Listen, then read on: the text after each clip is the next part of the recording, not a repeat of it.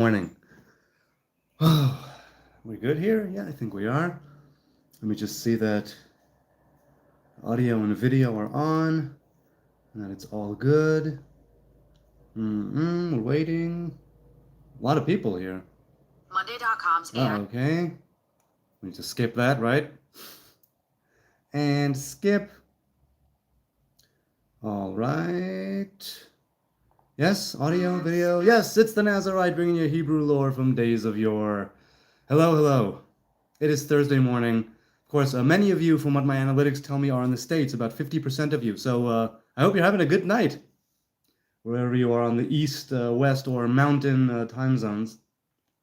How you doing? So socks are the point and the entire thing of today's poll. Here's the thing. The thing is that I have toes that are sharp. And even if I regularly trim and manicure them or pedicure them, I've never actually gotten a manicure or pedicure, but even if I file them down, they still are a pain in the ass when it comes to socks. Because on the one hand, sometimes I want a thin, airy sock, right? And if my toes are too sharp, they just cut right through the sock within a few days. And, once they go through a couple of washes, the material has degraded a bit. And on the other hand, I don't want to have big, heavy woolen socks all the time. So my question to you is about the socks. That's what I'm saying. So William Barry is here, Thinking Time is here, Josh is here, Intellect is here, Tenebris is here. That's nice, that's nice, that's nice. Okay, so let's see, how are we doing with these socks? 3 votes, regularly and without shame, 100%. 3 out of 3 people who voted wear socks with holes regularly and without shame. So let's go with a few of the comments from last night. I woke up and there were about 20 different comments, and some of them are you guys talking among yourselves in the chat, or maybe it was more than 20. Point is, let's see. See the mirror, 23 chromosomes from each parent. What? Not sure what you mean. Not sure what you mean. Easy, lol, easy, better number? I don't know what's going on in the chat right now, but okay. It's literally, Josh says, the framework numbers if universe frame gets made by field around UFO. I don't know what that means. Josh, man, you got to dumb it down for me. I'm ignorant. Explain it to me like I'm 5. What are you talking about? What are socks? Good, Tenebris. Good, exactly. Hey, Gary Warren is here. How you doing, man? Cool beard, he says. Thank you, thank you. It just grows like that. I don't do anything in particular. I comb it every now and then, but it's pretty much it. Okay, so Magnus said, I think it would be cool if you had a little segment in your videos where you spoke one word of Hebrew and then gave the definition or meaning, which is an interesting thing. I don't know. Maybe I will do that. That's also that's a good idea. Now, someone told me that I should go back to also doing long form video that's not live streaming, and that I should be sort of expanding what I already started in the past. And he asked me, I might do that after this live stream or later today. He asked me, what is sort of the Orthodox Jewish upbringing like, sort of in the system? What does it mean and what is it like? So I might be doing a video on that. I might be doing a video on that because that's an interesting topic, I think, for those who don't know the system. Now, I grew up modern Orthodox in Jerusalem, not particularly ultra-Orthodox or Haredi or Hasidic or Litvak in any sort of way. But I like the idea. I like that idea. Hey, Erica is here. Nukes too? Man, Josh, you gotta dumb it down for me. I told you, man, I'm ignorant. Dumb it down. Ashton said, I would really love to meet you when we finally get a chance to visit the Holy Land. If you're ever in Texas, you'll always have a place to stay. Thank you. I appreciate that. Handy Andy said, you're going to need a mop after that mud trumpet solo. So yeah, YouTube has rolled out this new feature where you can add to a static image post, you can add background music or sounds or whatever. So in the recent hater post that I put on the community tab, in the background I put like a wet fart sound effect, like 40-something seconds. I didn't listen to the whole thing. I just saw, okay, good, this is what I want. But yeah, I've been told by a few people who were able to catch it on the headphones that they were using, depending on their version of YouTube or whatever, that it was a pretty good thing. So maybe I'll keep doing that. Okay. Now, Ben Johnson, hang on a second. Ben Johnson yesterday said, I told you from the beginning, the ancient tongue, truth. You can hide behind your version of it, but who is the Antichrist except he who denies the Son? And thus one can conclude your heart has been weighed and found wanting plenty of lust and pride. So, okay, now I am a lustful individual. I'm trying to be better about that. As for pride, that also I am trying to be better about. The thing is this, and this is what I answered him. I told him, wait, hang on a second, where are we? Yes. I told him, a Hebrew man, you call that hiding behind the Hebrew written in the Hebrew Bible or, the Hebrew Torah? It's like, okay, let's review. You claim that you alone know the truth? Check. Calling me Antichrist? Check. Judging my, inner heart? Check. Knowing my sins? Check. It's like, these people, right, these Jesus followers, and I'm making a broad generalization. Many Christians are not like this. Many people who follow Jesus are not like this. But what is the idea between being so judgmental and so all-knowing, as if you have the truth, as if you have the knowledge, as if you can see into my inner self? Now, maybe to some degree you can. I'm pretty open. I'm pretty vulnerable. I'm pretty much without filters, basically. But in the back and forth that he and I had in the comments, I honestly don't see how he could make all of those judgments and think that he knows it, like, precisely this is the truth and this isn't. But, so people in the comments said, the solution, says Andrea, the solution I made was this. I know I'm not perfect. I sin. I've made mistakes. I knew the penalty of sin, which is death. And death happens to us all, physically and spiritually. Sin, she says, is what separated us from God.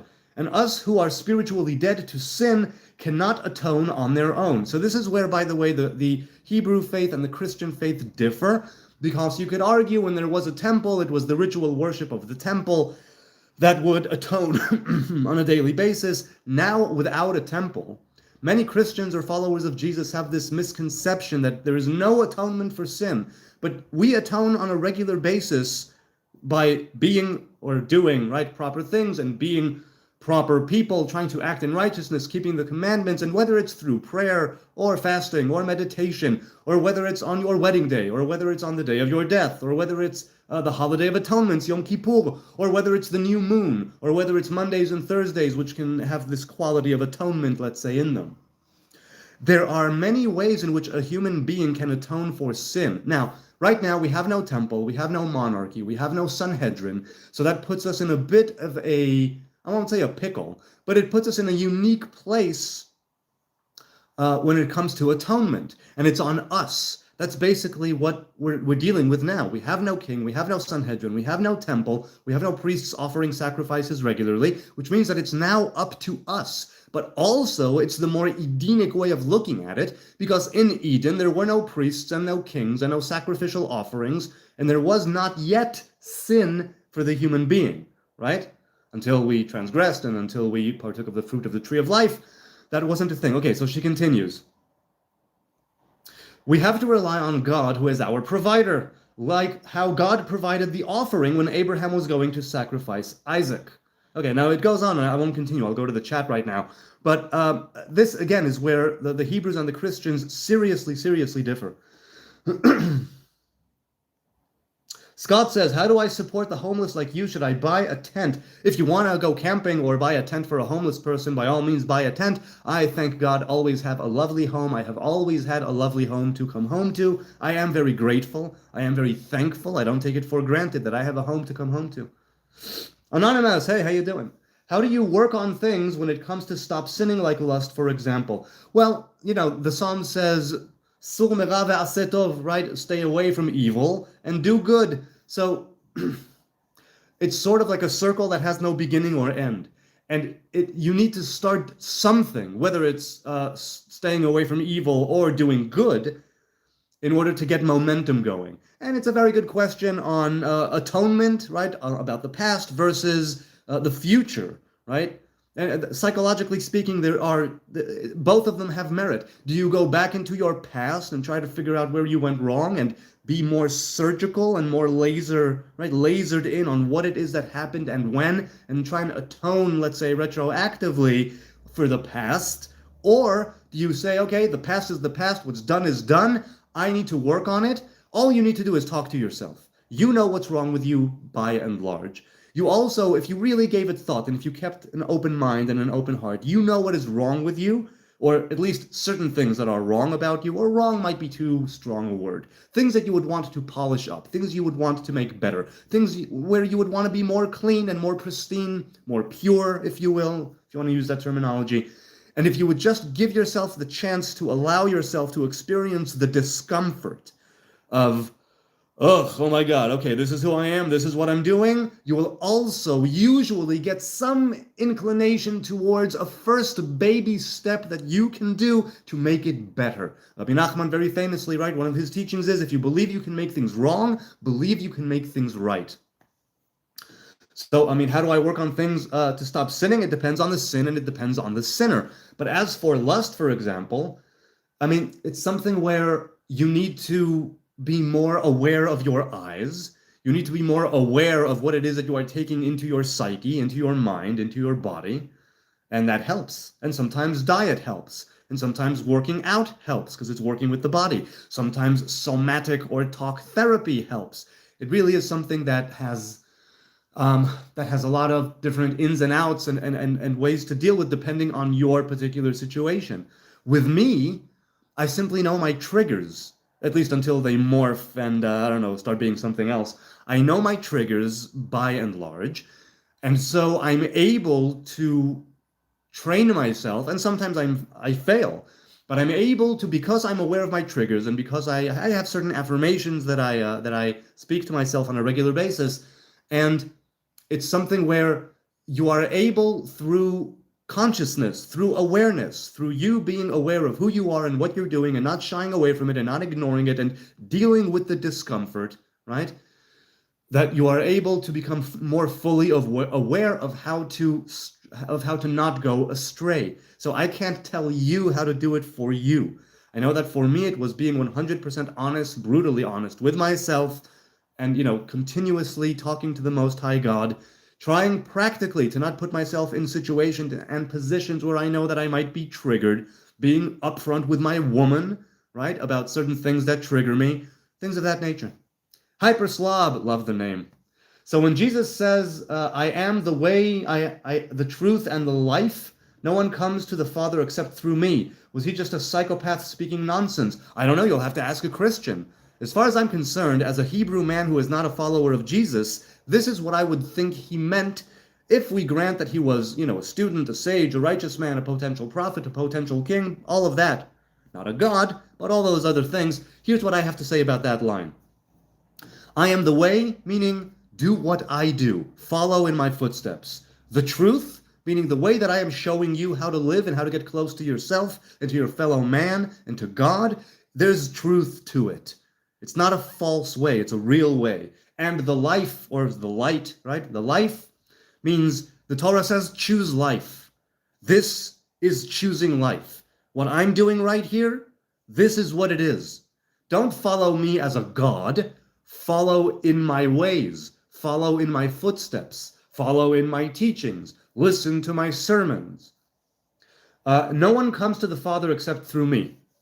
In other words, I am setting the example. If you want to have a real relationship with the divine revelation, if you want to have a real relationship with your Father who art in heaven. So first of all, just as an aside, Avinu Shebashamayim, our Father who art in heaven. The word Father has a specific meaning, and the word heaven, Shamayim, it's not Eden, it's not after you die.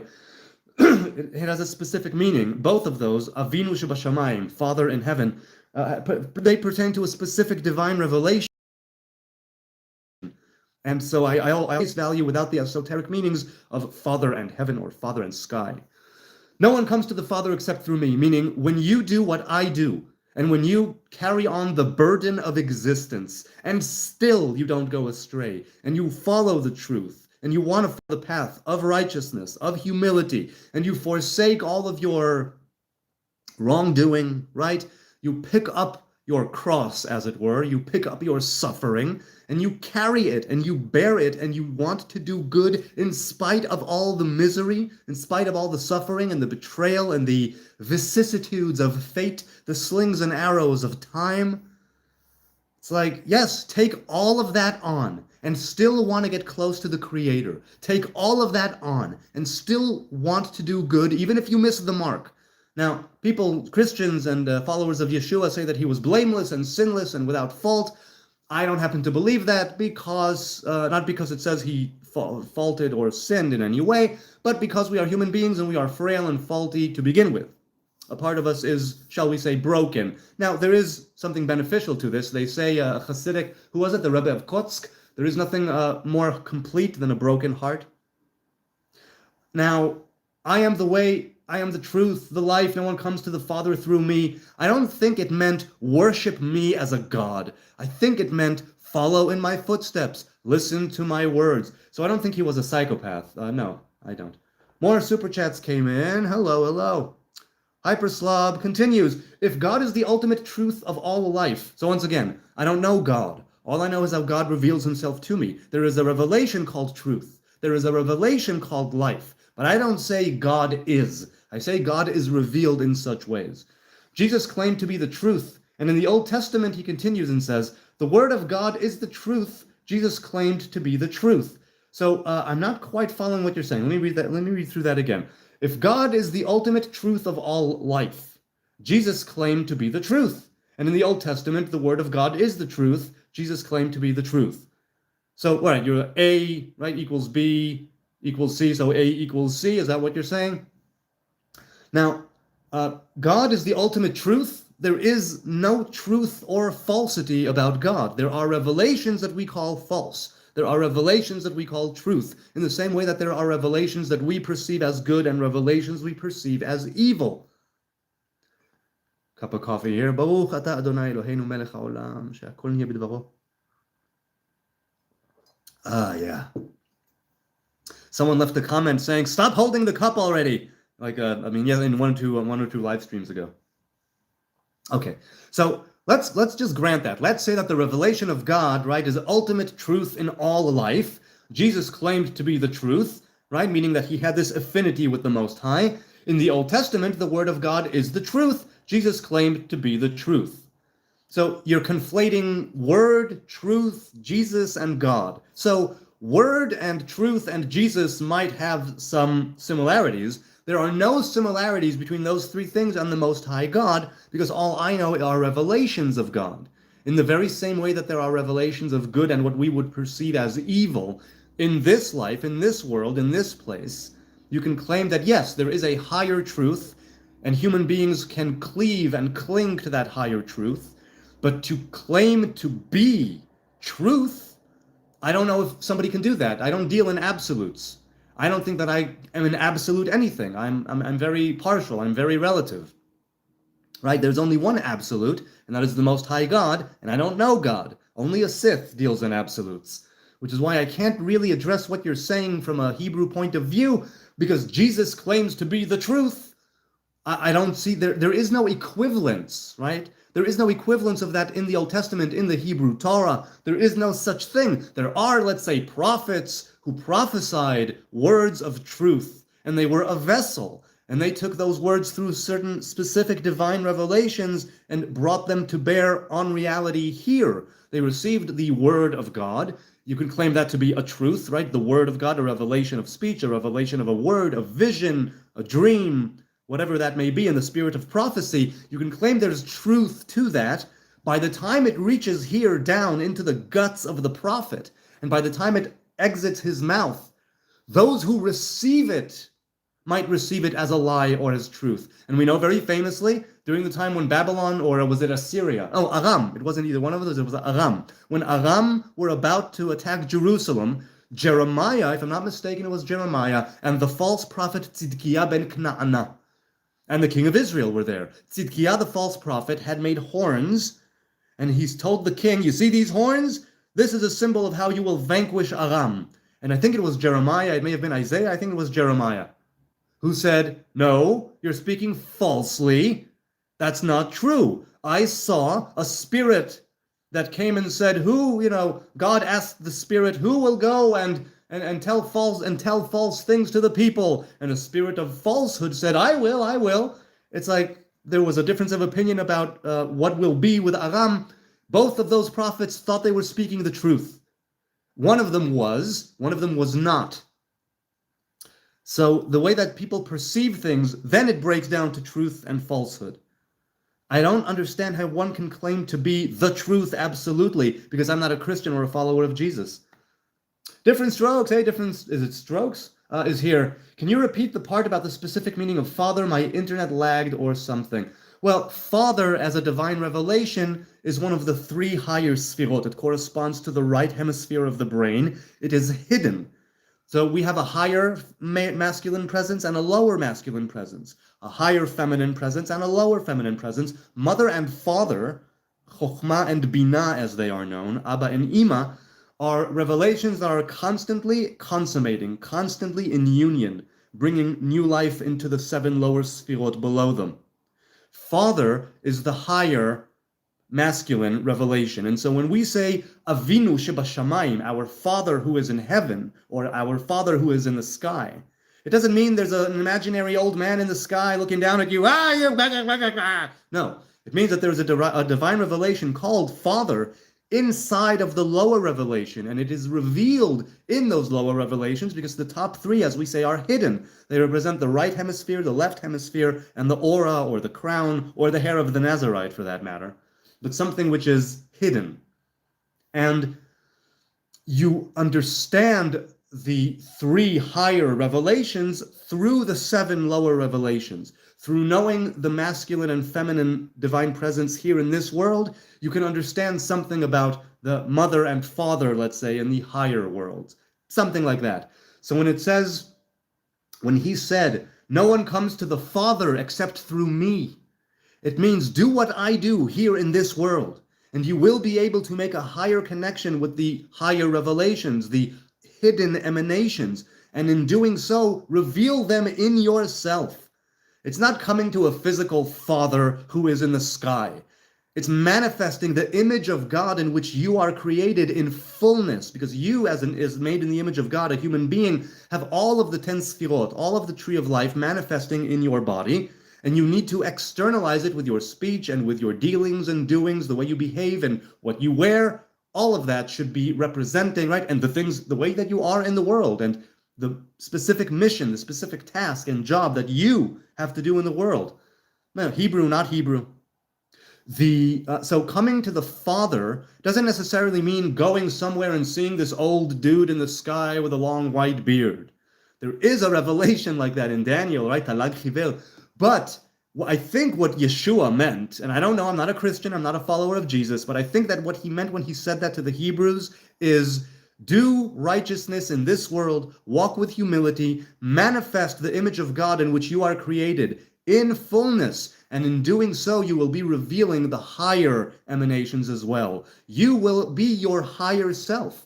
You will be manifesting the higher masculine presence. You will be manifesting the higher feminine presence and the unity thereof. And so you will have unity in the higher revelations and the lower revelations, and manifesting and being externalized, right, through you. I think that's what he meant. I might be wrong. Let's continue in the super chat. Higher truth. Cut your hair, says Necron. No, I'm a Nazarite. Nazarites don't cut their hair, but I appreciate it. I do appreciate the suggestion. Thank you for your dialogue. Shalom to you, says Hyperslav. Thank you. I really appreciate it. And again, all the money goes to charity. By all means, if you want to give, keep on giving. It's the last day of the month of April. And today, it's been almost, it's like $500 US dollars so far have been collected by you guys and raised by you guys. So let's go over to socks. Over 120 votes so far. Do you sometimes wear socks with holes just because you're lazy? 37% no, I toss out socks with any holes. Wow, you people are much better than I am, let me tell you. You toss out socks with any holes. That's like my woman. My woman is like, as soon as there's a hole, nope. Me, I'll wear socks. I'll wear holy socks, Regularly and without shame, coming in second at 31%. 26% of you say yes, but I don't feel good about it. That's fair. And 6% say no, I'm usually sockless. Where do you live when you're sockless? What is it? What is it? Where do you live? That hat is strong, says Matthias. Yes, indeed, it's a Paw Patrol hat. I mean, it belongs to the kids, but I wanted a hat. Are we supposed to believe his roots are Middle Eastern? Stop the madness, says Will David. Will David. My roots are indeed here as far as I know, but even if, let's say, I'm entirely Eastern European, Ashkenazi, whatever, even if I converted this very morning, I'm 100% Jewish. And that means that I'm cleaving and clinging to the root of Israel, regardless of genealogy, regardless of geography. Okay? So there's a spiritual meaning to it and there's a physical meaning to it. Now, if you only attribute Jewishness to geographical location or lineage, blood status, it's like, okay, fine. In that sense, cool. Then you don't consider me Jewish. But even if I was a Gentile my whole life, 43 years, and I converted this morning, I'm 100% a Jew, halakhically Jewish, part of the Hebrew people. I have fused myself to the tree of Israel. So while you can make certain arguments about blood, if it, tribal affiliation and all that, it's like, okay, there are times when it matters more than others. There are times when it matters less. And in this particular case right now, if I'm talking to you about, whatever's coming up in the chat, I don't see how my origin is relevant. I don't see how my ancestry is relevant. I don't see how my geographical location is relevant. I mean, here in Jerusalem, it might be a little bit relevant, but I mean origin, right? Origin. So are you supposed to, do you cut your nails? Yeah, I cut them. I groom pretty much, yeah. And I also, like I said, my voice jumped. Voice crack. Hang on a second, I'll take another sip of coffee. I also regularly cut and file my toenails, but I still get holy socks because of the toenails. You kind of look like Rasputin, not gonna lie, says Flip with Kyle. Well, Kyle, you're not the first one to tell me that. So, yeah. Maya, hey, good to see you again. If there is no hell in Judaism, what happens to those who commit extreme evils? So again, far be it from me to know. What I do know is that we have this temporary purgatory-like place called Gehinnom, right? Gehinnom is a place of purgation, purification, and cleansing. And so, depending on the nature of the extreme evil, there are some sages who say that there are evils so extreme that you don't get out of Gehinnom.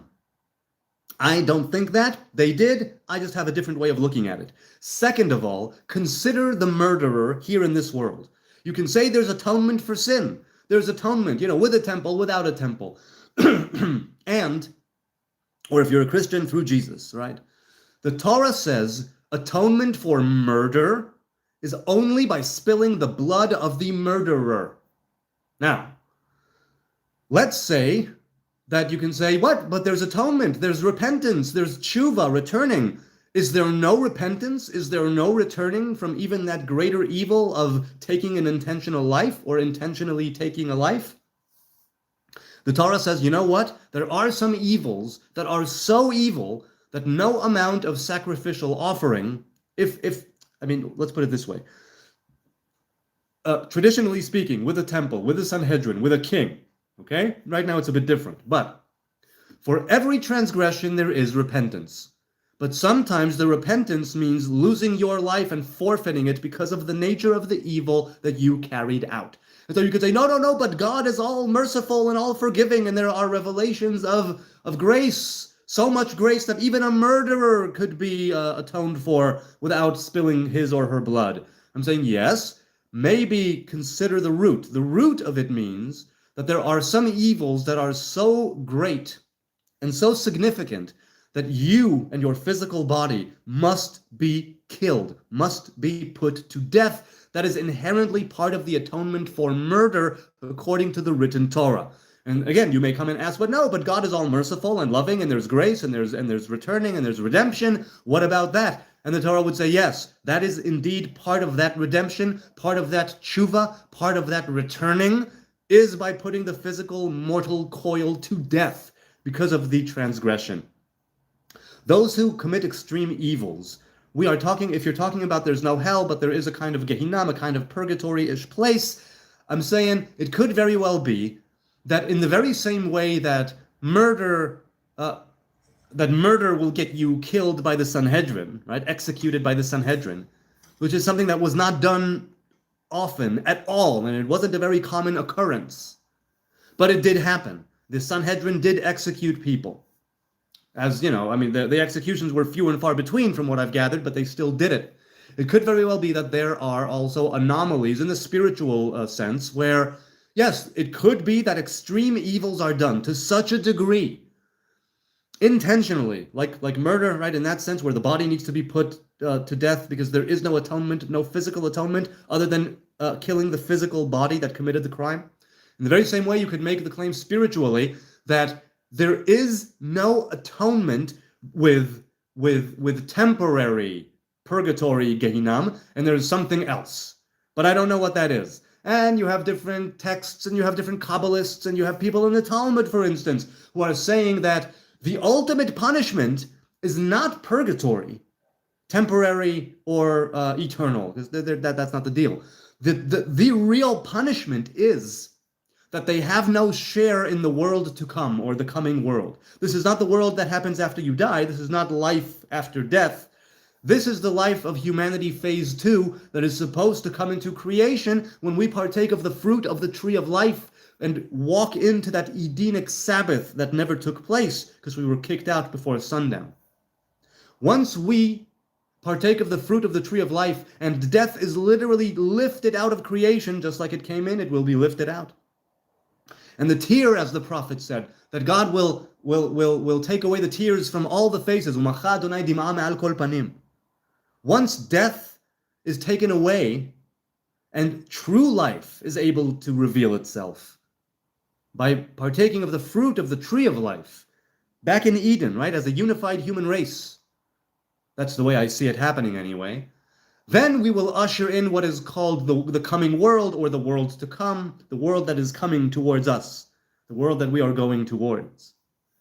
That is called the Edenic Sabbath, or Olam Haba. And there are different opinions on the nature of this Olam Haba and the coming world, and what it means physically, and what it means spiritually, what it means to go back and partake of the fruit of the tree of life. What kind of a life is it if it's not life as opposed to death? What kind of a life is it really? Far be it from me to know. But the ultimate punishment, our sages say, is not any kind of purgatory, not any kind of purgation, purification, or cleansing. Right? That's a waiting room. So is the Eden. Eden is a waiting room on the way to the tree of life. The ultimate punishment, they say, is not having your share in the world to come, or in the coming world. That is the ultimate punishment, according to some of the sages, where when all of humanity is united in celebration, living its true life, that's the real resurrection. That's what that is, right? Tchiyat HaMetim, resurrection, is when death is literally taken out of creation and life can manifest itself in fullness that we don't know of right now, because right now it's life as opposed to death, right? The womb to the tomb. And those people who have transgressed to such a degree that they have no share in the world to come, or in the coming world, I don't know what will happen to them, but that is considered to be one of the harshest, if not the harshest, punishment. Not having your share in the world to come. That's, I think, according to some of the sages, Mailaskaponen, that is people who commit extreme evils, that might be their fate, but I don't know. I really don't know. America, America First is here. How you doing, America First? Whoa, hang on a second. we got Jack coming in hot. Jack says, I can't honestly answer your Q&A question. I wear hole proofs, not above holes in socks, but if there's something better, I'll support such. Hole proof socks? What is this wizardry? What is this devilry? What is this hole proof socks? What is this? The comments here are mad, says Rosendub. Yeah, the comments are pretty good. I love them. God has no need, says Vito, for rules and religion. Jesus proved that. He wants a living relationship with you. The Jews tried to create religion and rules to enslave people under their authority. I think that's false. I think that while we are agreed that Edenically speaking, God does not need religion. God does not need anything. It is us who need the structure. It is us who need the rules. It is us who need the way, the path, the burden, right? The yoke to carry in religion. And that is only because of the degradation of the generations, right? And through the course of history and time, that's simply how it came about. As for Jesus proving it, now Jesus did not prove anything that hasn't been proven in the past. He was one man and, a creation, cultivating a personal, intimate, and deep relationship with his creator. All of us can do that. All of us, or many of us, have done that in the past. I don't think there's anything unique or special. There were many prophets, there were many kings, there were many sages, there were many righteous people, there were many preachers and teachers and learned men and women. Jesus wasn't unique in that sense. Christians can say he was unique because he is God. I don't follow that, so he's not God. But what I'm saying is that, yes, he also proved that. You want to follow God? Be a good person. You want to follow God? Love your fellow, love your God. Right? You want to be a good person? You want to love God? You want to have a relationship with God? Forsake evil and pursue righteousness. Seek peace and justice. This is how it's done. This is how it's done. Day to day, right? Thought by thought, word by word, deed by deed. That is how it's done. As for the Jews tried to create religion and rules to enslave people, I disagree with that categorically. While I don't disagree that certain people use religion to oppress and control and enslave, like you said, that is not the point of religion. It is not the essence of religion, nor is it the root of religion. But hey, if you want to say that Jews tried to do that, okay, go for it. That's fine. I will agree that there is something higher than religion, and that is spirituality. Religion is one way of manifesting spirituality, but the more Edenic spirituality, the simple, very natural connection between creation and creator, before religion, before rules, before laws, before regulations, before halacha, there's you, the human being, in your world, in your life, living out your time, taking a breath, taking a walk, grabbing an apple, I don't know what, and wanting to cultivate a connection with your body, with your lower self, with your higher self, and with your creator through that. And in that sense, it really is so very simple. And the sages and the rabbis and the preachers and the teachers are the ones who complicate things. But life is complicated as well. And it helps a lot to have halacha. It helps a lot to have a set path. Is it for everybody? No. Many people do take on religion for a time. They take on the burden and the yoke, and they commit and they submit to a certain path for a time. And then they are able to sort of find their own way within it. They're able to find their own way within it. And some people follow the religion from when they're born to the grave. Let's continue. Stop funding wars overseas, says Immaculate Sky. Okay, if you say so. What do you think about Greek mythology? Well, I don't know Greek mythology that well, Gurmukh Singh. I do know that the stories are awesome, and I know that they are archetypal stories, right? We populated the sky with the deities. We populated, and they come from our own mind. They come from our own psyche. They come from our own life and our own experiences, right? The goddess of love, the god of war, right? And the god of wine and fertility. These are all human things. Right? And there are messenger, right? The messenger of the gods. It's like, it's all populated psychologically, right, speaking, through our own inner self, manifesting outside. And we attribute all of these, we attribute all of these terms and all of these attributes to divine beings, right? Gods, Greek gods, Roman gods, Canaanite gods. Or in the case of the Hebrew faith, we have different names and revelations of God pertaining to these different revelations in us and in our psyche, inside and outside. The Christian, the Greek mythology, right? It's all sort of archetypal stories, and it's there to tell us something about our life here in this world. And again, the same thing with any real mythology.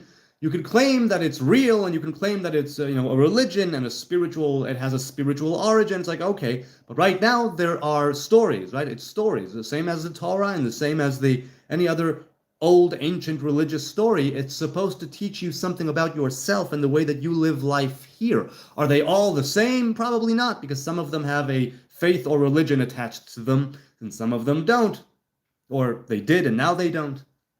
So what do I think about Greek mythology? I think it's very interesting, and the different plays, right, that were written at the time, they can show you a lot about how human beings related to the gods. And it's very interesting. Definitely very interesting. What's your opinion on... Oh, I'm sorry. Where is it?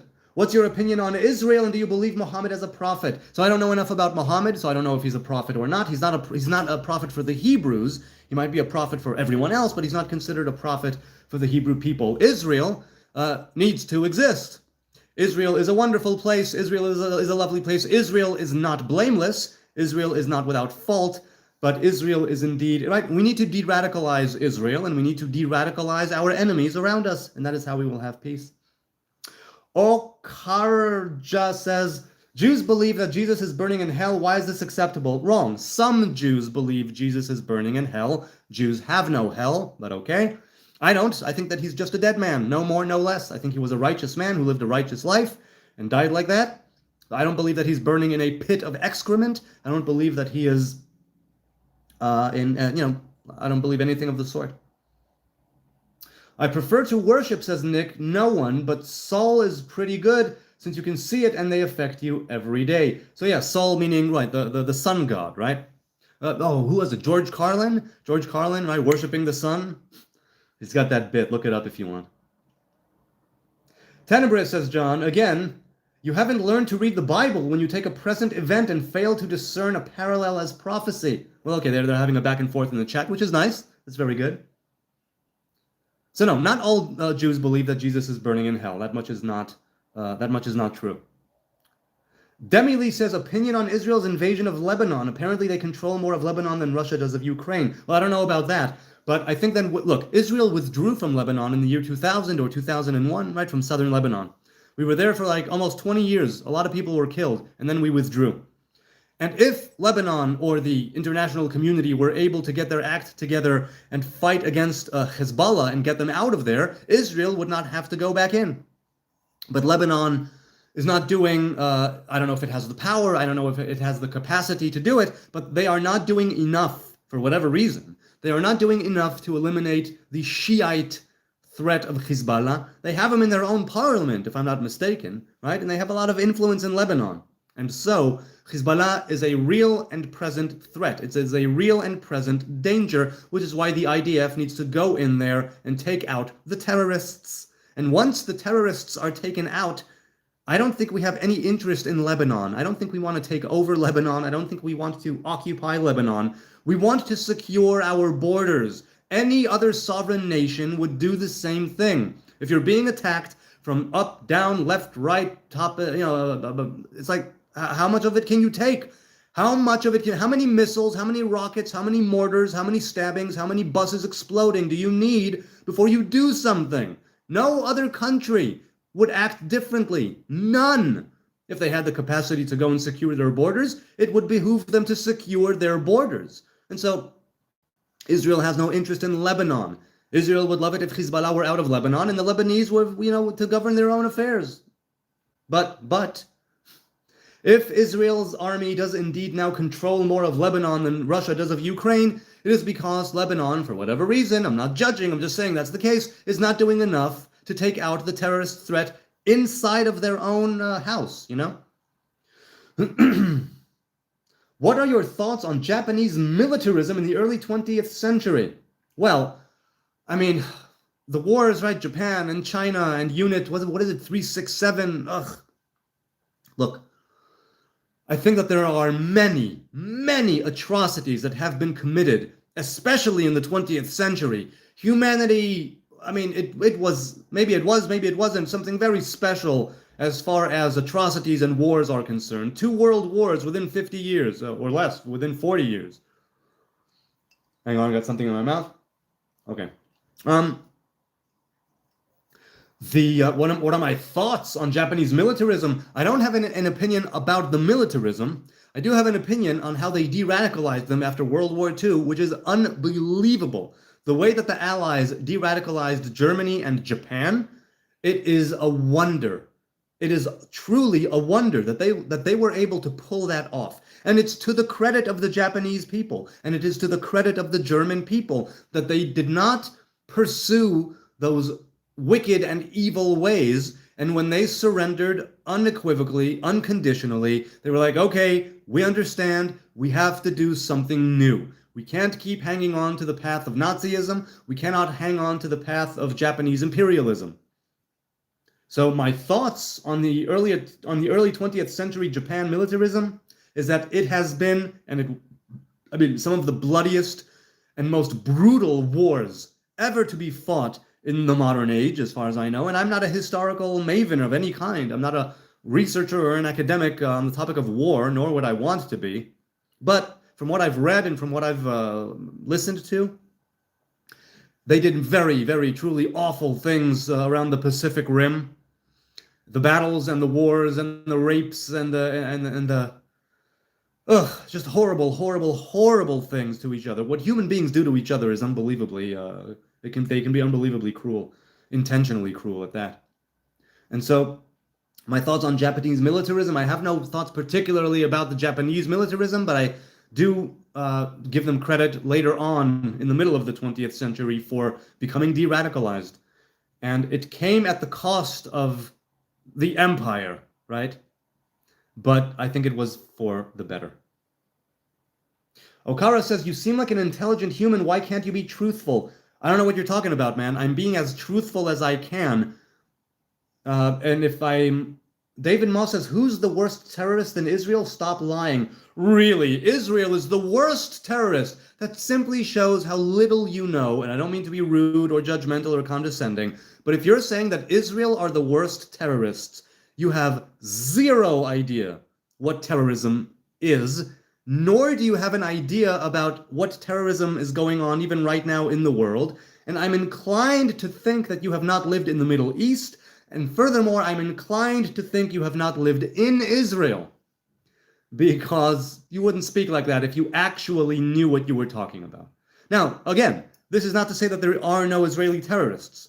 Before the IDF was established, we had Irgun, right? Etzel, Lehi, Haganah. Those were terrorist groups fighting the British and fighting the Muslim Arabs, usually retaliatory action, but also taking the initiative. Once the IDF was formed, those terrorist groups were disbanded, but the IDF was comprised of those people who still had that same ideology. Okay? So let's get that out in the open. Furthermore, there are Israeli terrorists nowadays who are planning attacks, who provoke Muslim, Arab, Palestinians, whatever, unprovoked, right? They go and provoke them. They go, not retaliatory action, but they go and they initiate, right, forcibly terrorizing their neighbors. That is terrorism by definition. And I do not condone that, and I think that's an awful thing. If it's indeed unprovoked and, and that's no casus belli involved. So, those people are few and far between. The doctrine of the IDF is not a terrorist doctrine. The doctrine or ways and means of the Israeli government, they're not blameless and they're not without fault, but they are not a terrorist government and they are not a terrorist state. If we were actually terrorists and wanted to take over and we wanted to slaughter, we wanted to genocide, we would not have pulled out of Lebanon, we would not have pulled out of Gaza, we would not have offered the Palestinians the Gaza and parts of the West Bank and parts of East Jerusalem as their capital, which they rejected. We would not have put more than 10 peace deals in front of the Palestinian leadership, each and every one of which they have rejected. So what you're saying is verifiably false. Are there individual terrorists in Israel? Yes. We should de-radicalize both sides. We should root out terrorism, Israeli and Muslim Arab alike. So I'm not saying that there's absolutely no terrorism in Israel, and I'm not saying that Israel is blameless and without fault and pristine. No, but I'm saying that to call Israel a terrorist state is bullshit.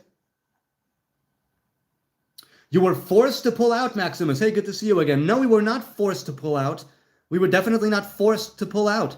We pulled out of Lebanon because the government at the time thought it was the right thing to do. We pulled out of Gaza because the government felt it was the right thing to do. In both cases where we said, okay, you know what? We're pulling out unilaterally. You do whatever you want. What they wanted is to continue bombing, shelling, shooting, stabbing, blowing up buses, or, and running over people in the street. That's what they continue to do. Gaza could have been governed by Hamas these past 20 years. They could have turned it into a beachside haven and paradise. They didn't. They turned it into a terror state. Right? Hezbollah and the Lebanese government, they could have turned Lebanon, southern Lebanon, into a wonderful, thriving economy and country the way that it used to be. But no, they decided, no, let's keep going with the terrorism. We need to fight the Zionist pig dog occupier entity. And so they made their choices. They made their choices, and we're going to make ours. But definitely, Israel is not without fault. Israel is not without blame. And there are individuals, and maybe even in the government, right, people in the parliament who are speaking in a genocidal way, who use a horrible rhetoric, and who would like to see Gaza wiped out, and the West Bank wiped out, and all of our enemies slaughtered to the last of them. But they are not the ones who are making the decisions. They might be in the parliament, but they are not the ones who are actually making the decisions. To wit, if we wanted to genocide the Palestinians, the war would be over in a few days. But no, it's been raging for years, because we are trying to minimize civilian casualty, unlike Hamas. We are trying to minimize the damage. We are attacking as part of a defensive war. If Hamas laid down its arms, if Hezbollah laid down its arms, if the Fatah and the Palestinian Authority laid down their arms and did not support terrorism, financially, ideologically, and if they would surrender, Israel would not take over. Israel would want to live in peace. If we wanted to take over, we would have rejected the 1947 partition plan. We didn't. You know who did? The other side. Okay, let's continue. What a load of BS, disliked and scrolling away, says Biz. By all means, you can think it's bullshit. You can dislike and you can scroll away. Dislike is also engagement. I appreciate your viewership. I appreciate you giving it a chance before deciding it's BS. I thank you, BizY9M. By all means, scroll away. Undoubtedly, I'll see you next time you're on the shorts, because, I live stream regularly. But feel free to scroll away. Feel free to swipe away. Feel free to say what I'm saying is bullshit, report me, downvote me, leave a nasty comment. All engagement is good engagement as far as I'm concerned. At least you're giving me a shot, so I appreciate that. As for, I'm not speaking in absolutes. I make that very, very clear. I do not speak in absolutes because I know that there are no absolutes. Okay.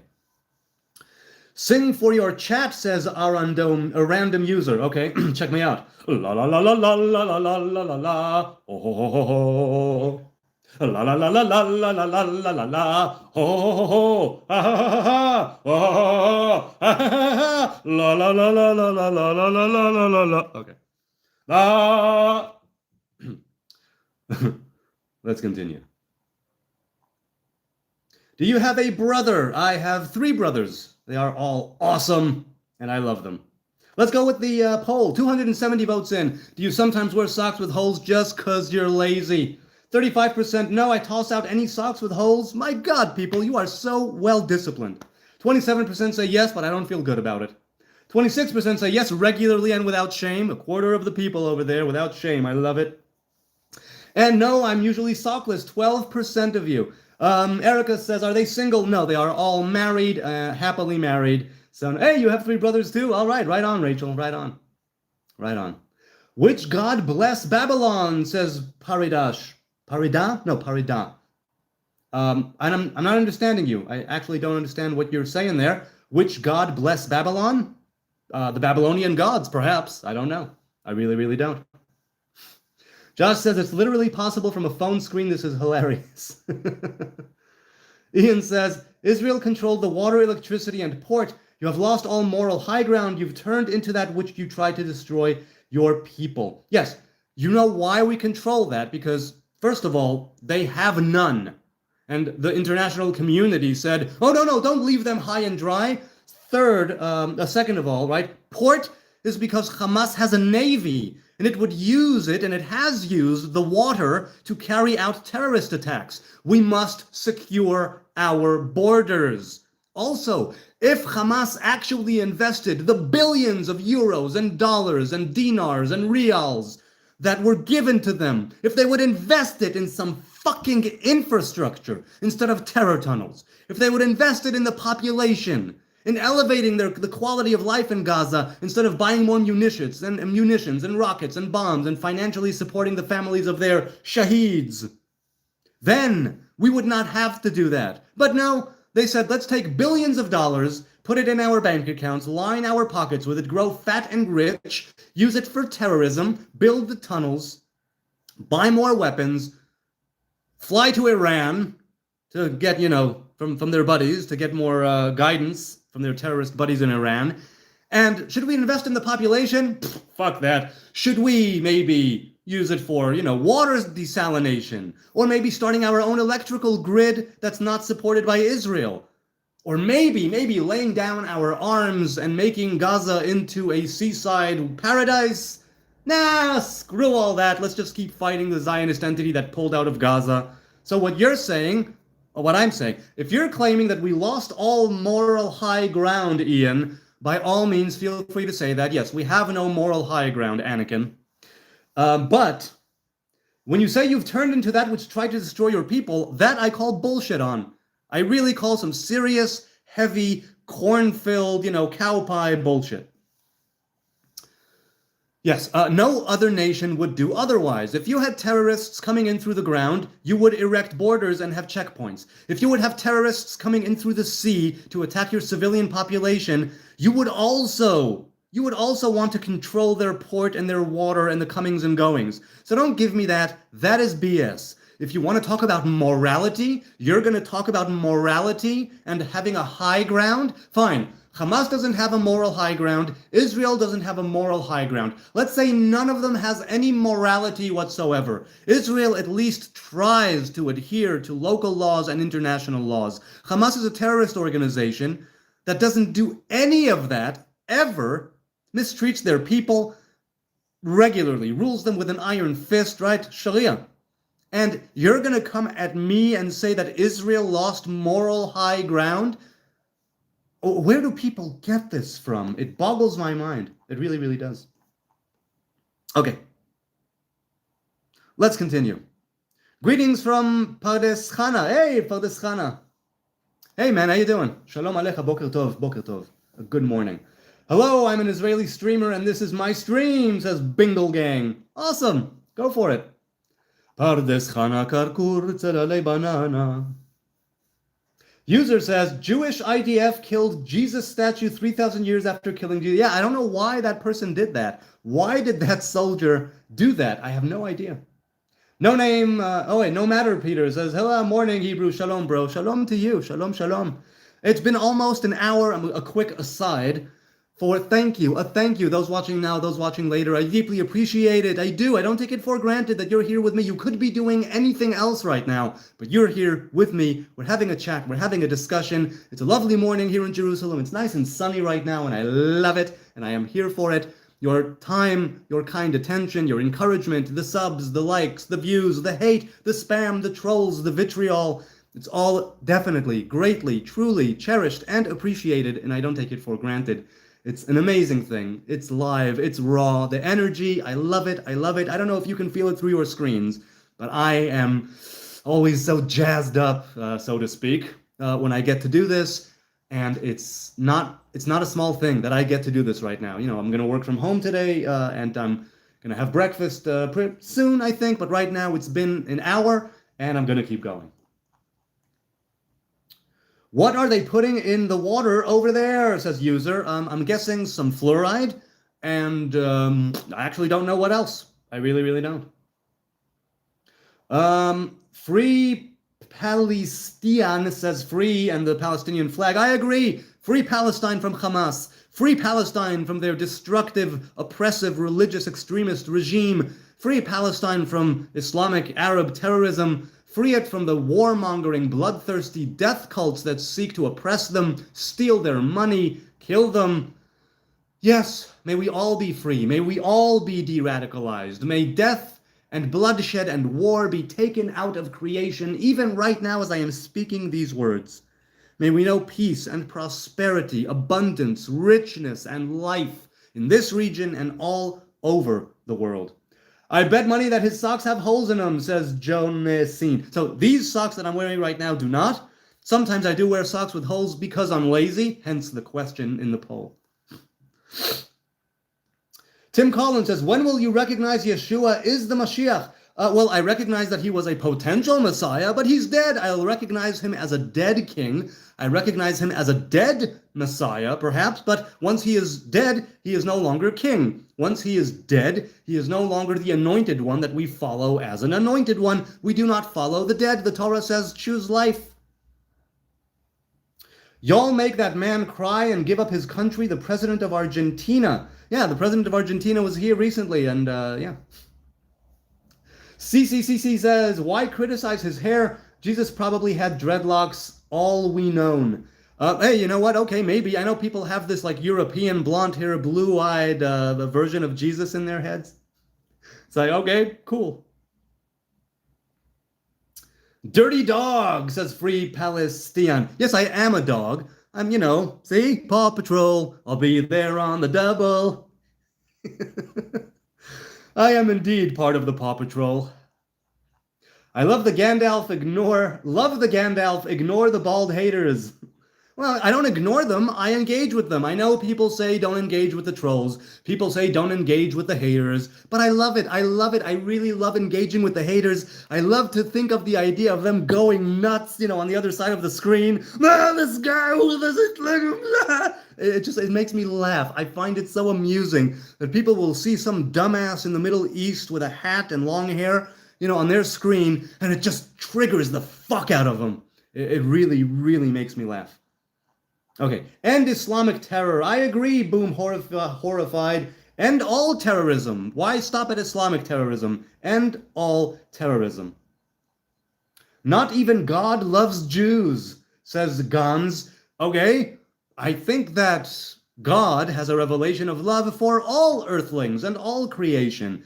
But the Jews are indeed unique in the sense that we are told by God, other nations might have their own revelation, we are told by God, hey, if you screw up, and if you turn away from the covenant, and if you don't perform the commandments in the Torah, then the covenant remains, but you will be kicked out, right? Your enemies will come, and famine, and poverty, and disease, and pestilence will come, and eventually if you don't come back, if you don't keep the Sabbath of the week, if you don't keep the Sabbath of the land, if you don't act properly, if you're murdering, if you're committing adultery, if you mistreat your fellow man, if you will be kicked out, but you will also be coming back. That is part of the covenant of the Torah, which is why everybody who says that the covenant is fulfilled or done or old, it's like, okay, for the non-Jews, definitely that's the case. For the Hebrew people, the covenant is here to stay. It exists and persists throughout the generations. That is part of what the Torah is for the Hebrew people.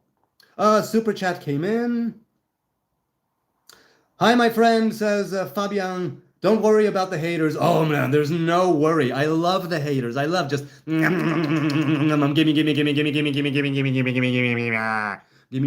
more hate, give me more vitriol, give me more insults.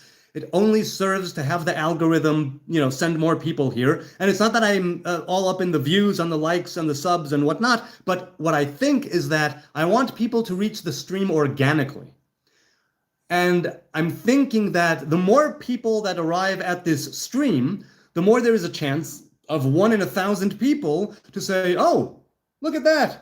I'd like to be in dialogue with this guy. This seems like a person I could have a discourse with. And that's all I'm looking for, right? These are conversations. These are dialogues. I'm not teaching. I'm not preaching. I'm not ruling. None of that. We're having a conversation. And if I can have a conversation with people, that is a good thing. Because I believe in keeping the lines of communication open. I believe communication is how we overcome differences. It's how we find common ground. It's how we bridge gaps in understanding. It's how we bridge spiritual or religious or ideological gaps as well. So I think of it as a good thing. And if I can converse with the haters, that would be very, very good.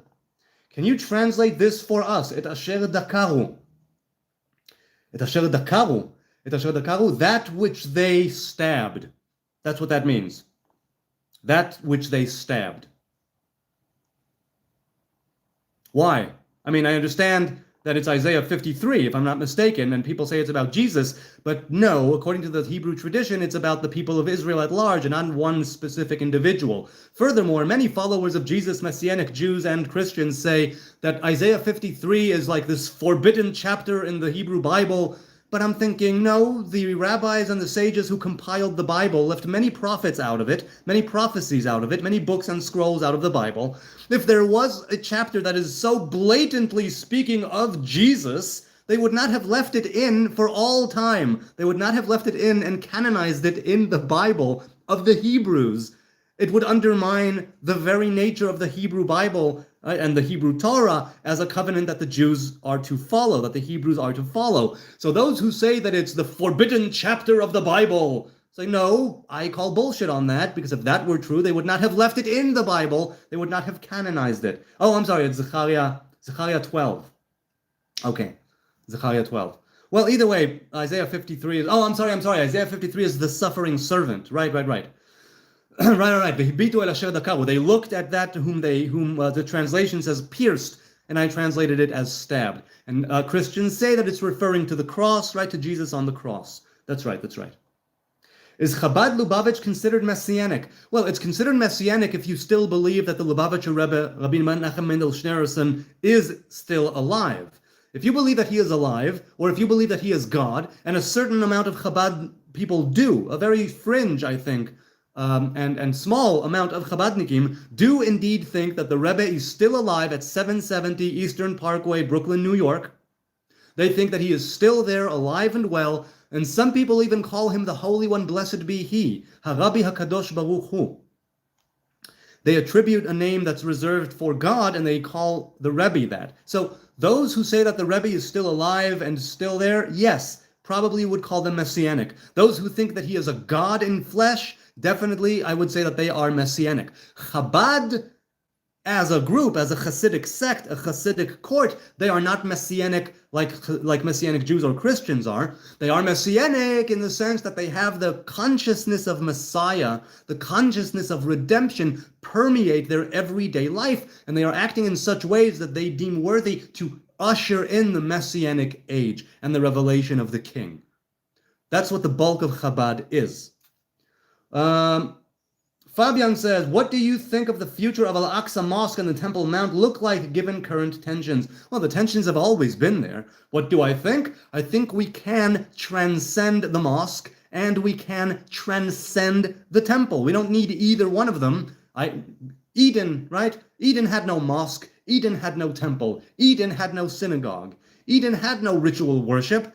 Eden had no priests, Levites, or Israelites. Eden had no Jews and Gentiles. It was very simple in Eden, and I believe that we will take our path back to that simplicity. And I don't know how it will happen, how it will come about, whether through peace or through war, whether through love or through hate. I don't know, but I know that that's where we are headed, back towards that very simple nature, that Edenic nature. But if I had to guess, I would say that the temple, the third temple that will be rebuilt, the third temple will be rebuilt. If it is rebuilt, it will be a vegan temple, a house of worship for all nations, all peoples, all faiths, and all religions. And for that to happen, it means that we will already have come together as a unified human race to some degree that will allow the establishment, the erection, the development, and the building of such a temple with such an ideology within it. As for Al-Aqsa and the Temple Mount, I don't know what will happen. Some people want to blow up the mosque. Some people want to build the temple on top of the mosque. Some people say that the temple will come down already built from the sky. I don't know what will happen. The future, I hope the future will be that we will be able to transcend all the different buildings and establishments and physical places of dwelling and go back to manifesting that through us, the living, breathing human being made in the image of God, manifesting that in fullness in each and every one of our lives. Love one another, embrace one another to the degree that we can, and then we have a momentum going. And then we don't need a place of dwelling where it's God's house. The world, the earth, all of creation will be God's house. Our bodies, right? So that's like in a nutshell what I'm saying about that. Did I miss one? No, I didn't miss one. Okay, let's go back to the chat. Let's go back to the poll. Let's go back to the poll right now. Hang on a minute. Okay. 36% of you say you toss out any socks. Okay, so 340 votes in. It's pretty much the same thing. Usually sockless. 13% of you are sockless. All right, all right. Based Saxon, I think you've been here before. How you doing? Says, I hope you never get your weird Abrahamic prophetic age. I don't know what that means. I think we are all meant to be prophets, and I think we all will be prophets in the sense that the spirit of prophecy will dwell, so to speak, within us, and God will pour his spirit upon all flesh, like it says in the book of Yoel. Okay. Do you live on stolen land? No, I don't. This land was actually no man's land until 1967. But, no, I don't think that I'm chosen for anything. I think that we are selected for a certain task, and other nations are selected for another task. And we were selected right now, it seems, to take over this land in a war that we didn't start. So whether it's bought and paid for, which certain parts of Israel were, whether it's the spoils of a war that we didn't start, or whether it was land and homes that were simply abandoned, and a lot of that happened as well, we are now here. And God willing, we will have no more war. You think you're chosen. You're chosen for eternal damnation. No, Andrew, I don't think I'm chosen. I literally just made that point. I think we are selected, and people are selected for different things, just like we all have our own individual unique task and mission and job to fulfill in this world. As a collective group, as a nation, as a people, we have a job to do. Other nations have another job to do. There's no chosen, there's no supremacy as far as I'm concerned. Nobody is better than the other. We are all equal, made in the image of God, Jews and Gentiles alike. A lot of people disagree with me on that, but that's my view. Cartel? What? Cartel, a Nazarite vow can be short-term. Your hair wouldn't twist or grow long in such a... Okay, so you're answering somebody else. I'm assuming. Yes, you can't... There are 4 types of Nazarites. A short, right? One for a set period of time. One that is for life. One where you are made, one from birth or in youth, and then you uphold it, and it's for life. Or a Samson Nazarite, which is also for life, and that is what I am. Are you related to Ari Schaefer? No, not that I know of. Not that I know of. Oh, ye of little faith, says Andrea. Yes, I suppose according to Christians, of course I have little faith, obviously. Love thy neighbor, Gabe Horn, says Mike. Release the Palestinian kids from your basement, says Bruce. Well, I have no basement. We do have a bomb shelter here in the building, though, and I was there a lot during the recent war. Well, not a lot compared to other cities and places in Israel, let me tell you. But, no, I have no Palestinian kids in my basement. And even when I did have a basement, did I ever live in a place with a basement? No, but there were no Palestinian kids there. You know, I mean, maybe Hamas loves to steal babies and kids and hold them hostage and mistreat them and torture them and kill them and murder them. Israel doesn't do that. Usually, I don't think it's ever done that as a regular course of action. So I'm saying, why don't you look into the mirror, Bruce? Take a long, hard, cold look in the mirror before you spout off your BS. Yeah. Okay. I have like 2% Ashkenazi DNA. Is that worth anything, says J-Dog, real J-Dog. What do you mean worth? Are you human? Do you draw breath? Do you still have a job to do in this world? Congratulations, you have worth. Go for it. Go for it. Make the most of what you are worth, right? Get that potential that's inside of you. Get it out in the open. Give your gift to the world. Find out what it is and take action to give it, day by day. Carl says, what's your take on Hebrew Nazarites with locks and Nazarites like Rav David HaNazir Kohen, who took the vow but didn't have locks like you? Well, I've met several Nazarites who don't have dreadlocks because you're not allowed to use a comb. You're not allowed to use a brush. You're not allowed to use anything with the intent of ripping out hairs. You are allowed to use your hands and fingertips in order to manage the hair. And the Nazarites that I have met who have no dreadlocks, that is what they do. They continuously separate and mess with their hair, and and they pull things apart, and they do this because they have no comb and they have no brush. So usually they don't have dreadlocks. The people who do that have no dreadlocks, but some Nazarites, like myself, don't mess with their hair. They let it grow wild and free and don't mess with it too much, and it grows into these, free-form, locked-up Nazarite dreads. So my take is that a Nazarite who grows his or her hair is a Nazarite, because that's what we are commanded to do as part of the Nazariteship. You don't have to have hair to be a Nazarite. You can be 100% completely bald and still take on a Nazarite's vow, and you are 100% a Nazarite. If you have hair, then you are commanded to grow it wild and free. That's what the Torah says. Gadel pera se'ar rosho. As for Harav Nazir David HaKohen, he said he sets an example in a lot of things.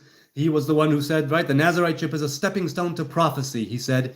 And if I were put here on this earth only to make that known, right, that the name of Nazarite still exists in creation, that would have been worth it. I'm paraphrasing, but that's what he said. I follow in his footsteps, in the footsteps of Rabbi David HaKohen Nazir. In Passover, he used to drink apple cider instead of wine, because the Nazarite does not partake of wine or products of grapes. And so for Passover, during the Seder, I do not have 4 cups of wine. I have 4 cups of apple cider or apple juice. So yeah. Gear says, well, I just subscribed because I like the spirit you're carrying, even though I probably don't agree 100% with everything that you believe, or maybe more than I realize. Hey, that's cool. We don't need to agree 100% on anything. All I'm saying is we 100% need to keep the lines of communication open. It's very, very few and far between, right? The people that I say, okay, you know what? We won't see eye to eye. You're being too judgmental. There's nothing to be said anymore. Goodbye. The post that I posted, was it last night or this morning? I scheduled it. I did it. I don't remember. The recent post on the community tab. If you look, there's a guy who I had an ongoing back and forth with throughout the day. I said to him a few times, you can look in the comments if you find that back and forth in the comments, and I told him, look, we simply won't see eye to eye on certain issues. You're going to have to make your peace with that. But he kept attacking, and he kept judging. So eventually I said, okay, I see we're done. Nothing more to be done here. You can have the last word. Salamtak. But it really, really doesn't happen too often where I say, okay, we're done. I love engaging with people. Incidentally, people, if you want to hit me up in the chat, I may not see everything in the chat because there are over 150 people here right now. Leave a comment. I do address every single comment that I get, that I'm notified of by YouTube, that is addressed to me. So please do so if you wish. Or if you don't want to leave a chat and you don't want to leave a comment, hit me up in the DMs, Hebrew Nazarite across the board, on Facebook, Instagram, TikTok, and Twitter, right? X. Look for my tree. I don't post there much, but I'm there for the DMs. And when I can afford and I have the time, I love engaging in discussion with people in the DMs. You are the nicest Jew on YouTube. That says a lot, says Dargan. Thanks, I appreciate it, Dragon. Hebrew Nazarite, what do you think of white nationalists? Well, I don't know. I know that nationalism has the potential to be corrupted. Nationalism has the potential to be taken to an extreme. Nationalism has the potential of pride and vanity and arrogance to really show its colors, all the while thinking that you are righteous in your indignation and in your pride, right, in your nation. Now, you do need to have some amount of pride, like 1/60th, right? Like it says in the Talmud, that a learned man, a Talmud Chacham, needs to have 1/60th of pride. Why? Because you don't want to be a doormat. You need to have boundaries. You need to know that a yes is a yes and a no is a no. And if somebody comes at you, give them some grace, but don't be a doormat, right? So in that sense, you need some national pride. An anthem, a flag, a constitution, whatever it is that you hold to, right? E pluribus unum, from many one. It's like we are many and we are one, rallied around the flag, right? I pledge allegiance to the flag, right? And all that. It's like we are rallied under this one banner, right, of liberty and justice for all. And that's all well and good. When it gets to the extreme, and when you start saying, okay, but we are superior, when supremacy, racism, bigotry, arrogance, right, condescension, when that rears its head, that's when I say that the nationalism is no longer working. You need to dial it back. So white nationalists, I don't exactly know who they are. Are they alt-right United States like Nazis? Are they simply people who have pride in their nation and they happen to have white skin? I really don't know what white nationalists mean, right? I don't know what the term means. So you'll have to be more clear about that. Your thoughts on Orthodox Jews? Well, I grew up Orthodox in Jerusalem, so my thoughts are that Orthodox Jews are lovely. I took a step away from keeping strict Orthodox halacha, which is why I no longer consider myself Orthodox. But my thoughts is that halakha is a wonderful path. It's a wonderful way. Orthodox Judaism, right, rabbinic Judaism has its faults. It has its shortcomings. It has its places where it's a little screwed up. I'll give you that. But all things considered, it is a wonderful path if you're a Hebrew man. The flying spaghetti monster loves you. Ramen. Pastafari. Yes, I love the flying spaghetti monster. I'm cool with the flying spaghetti monster. You're a coward? Oh, I'm sorry, the chat just jumped. I don't know who said that. Yes, indeed, I am a coward because I don't think in absolutes. And I know that there are times when cowardice might show its, might sort of rear its head. However, I really do try to be genuine, honest, and transparent. And that is not cowardice. That is actually, this is not a persona. This is not something that I'm pretending to be, and when I press end the live stream, I go, whoa, good, now I can actually be who I am. So no, this is actually pretty much right on the money who I am. I am here with you right now, live and raw from Jerusalem, without filters, and without, other than the YouTube guideline filters, I suppose, but without any kind of persona. This is literally what I think. This is literally who I am. This is literally how I converse. Muy Grande says, why does it seem people talk down on Polish Jews? My grandfather was a Hebrew from Poland and taken to Auschwitz. Why do people talk down about Polish Jews? For the same reason they talk down about any Jews, because to hate Jews is the thing to do. And people hate Jews throughout all of history. People have hated Jews, some more, some less, for these reasons and for those reasons. People find their reasons to justify their Jew hatred. So yeah. Who Jesus of Nazareth, prophet from Galilee, says Parida. I don't know what you mean. People do consider him to be a prophet, born in Bethlehem, raised in Nazareth of the Galilee. But if you want to have information on Jesus, you'll have to ask a Christian or a follower of Jesus. You're not the real Jews, fake, says Joey Way of Life. Oh, DJ Way. Okay, let's say that I don't go with that fake, real, original crap. Let's say that I'm fake. Let's say that I was a Gentile until this very morning, and that this morning I went to the rabbinic court here in Jerusalem, and I got snipped, right? I got circumcised, and I dipped in a mikveh in the ritual pool, and now I'm 100% Jewish. There's no such thing as a real Jew or a fake Jew, an original Jew or a non-original Jew. There's no such thing as, the original Hebrews had black skin. Okay, so what if they do? There are converts in this world. If there was no conversion to the Hebrew faith, then I would see maybe some merit to real, fake, this skin color, that skin color. What the hell do people think they're talking about when they say, you're not the real Jews, you're fake? What does that even mean? If I'm born to a Jewish mother, I'm halakhically Jewish. If I'm born to a Jewish father, I used to be Jewish up until the time of the Second Temple building with Ezra Nehemiah and the people who came back from Babylon. If I'm a convert, I'm 100% part of the Hebrew tribes. So any way you look at it, there's a Jew that is real, whether it's through the mother or whether it's through conversion. I don't understand where people are coming from thinking that there's real and there's fake. They're not even Jewish, but they know.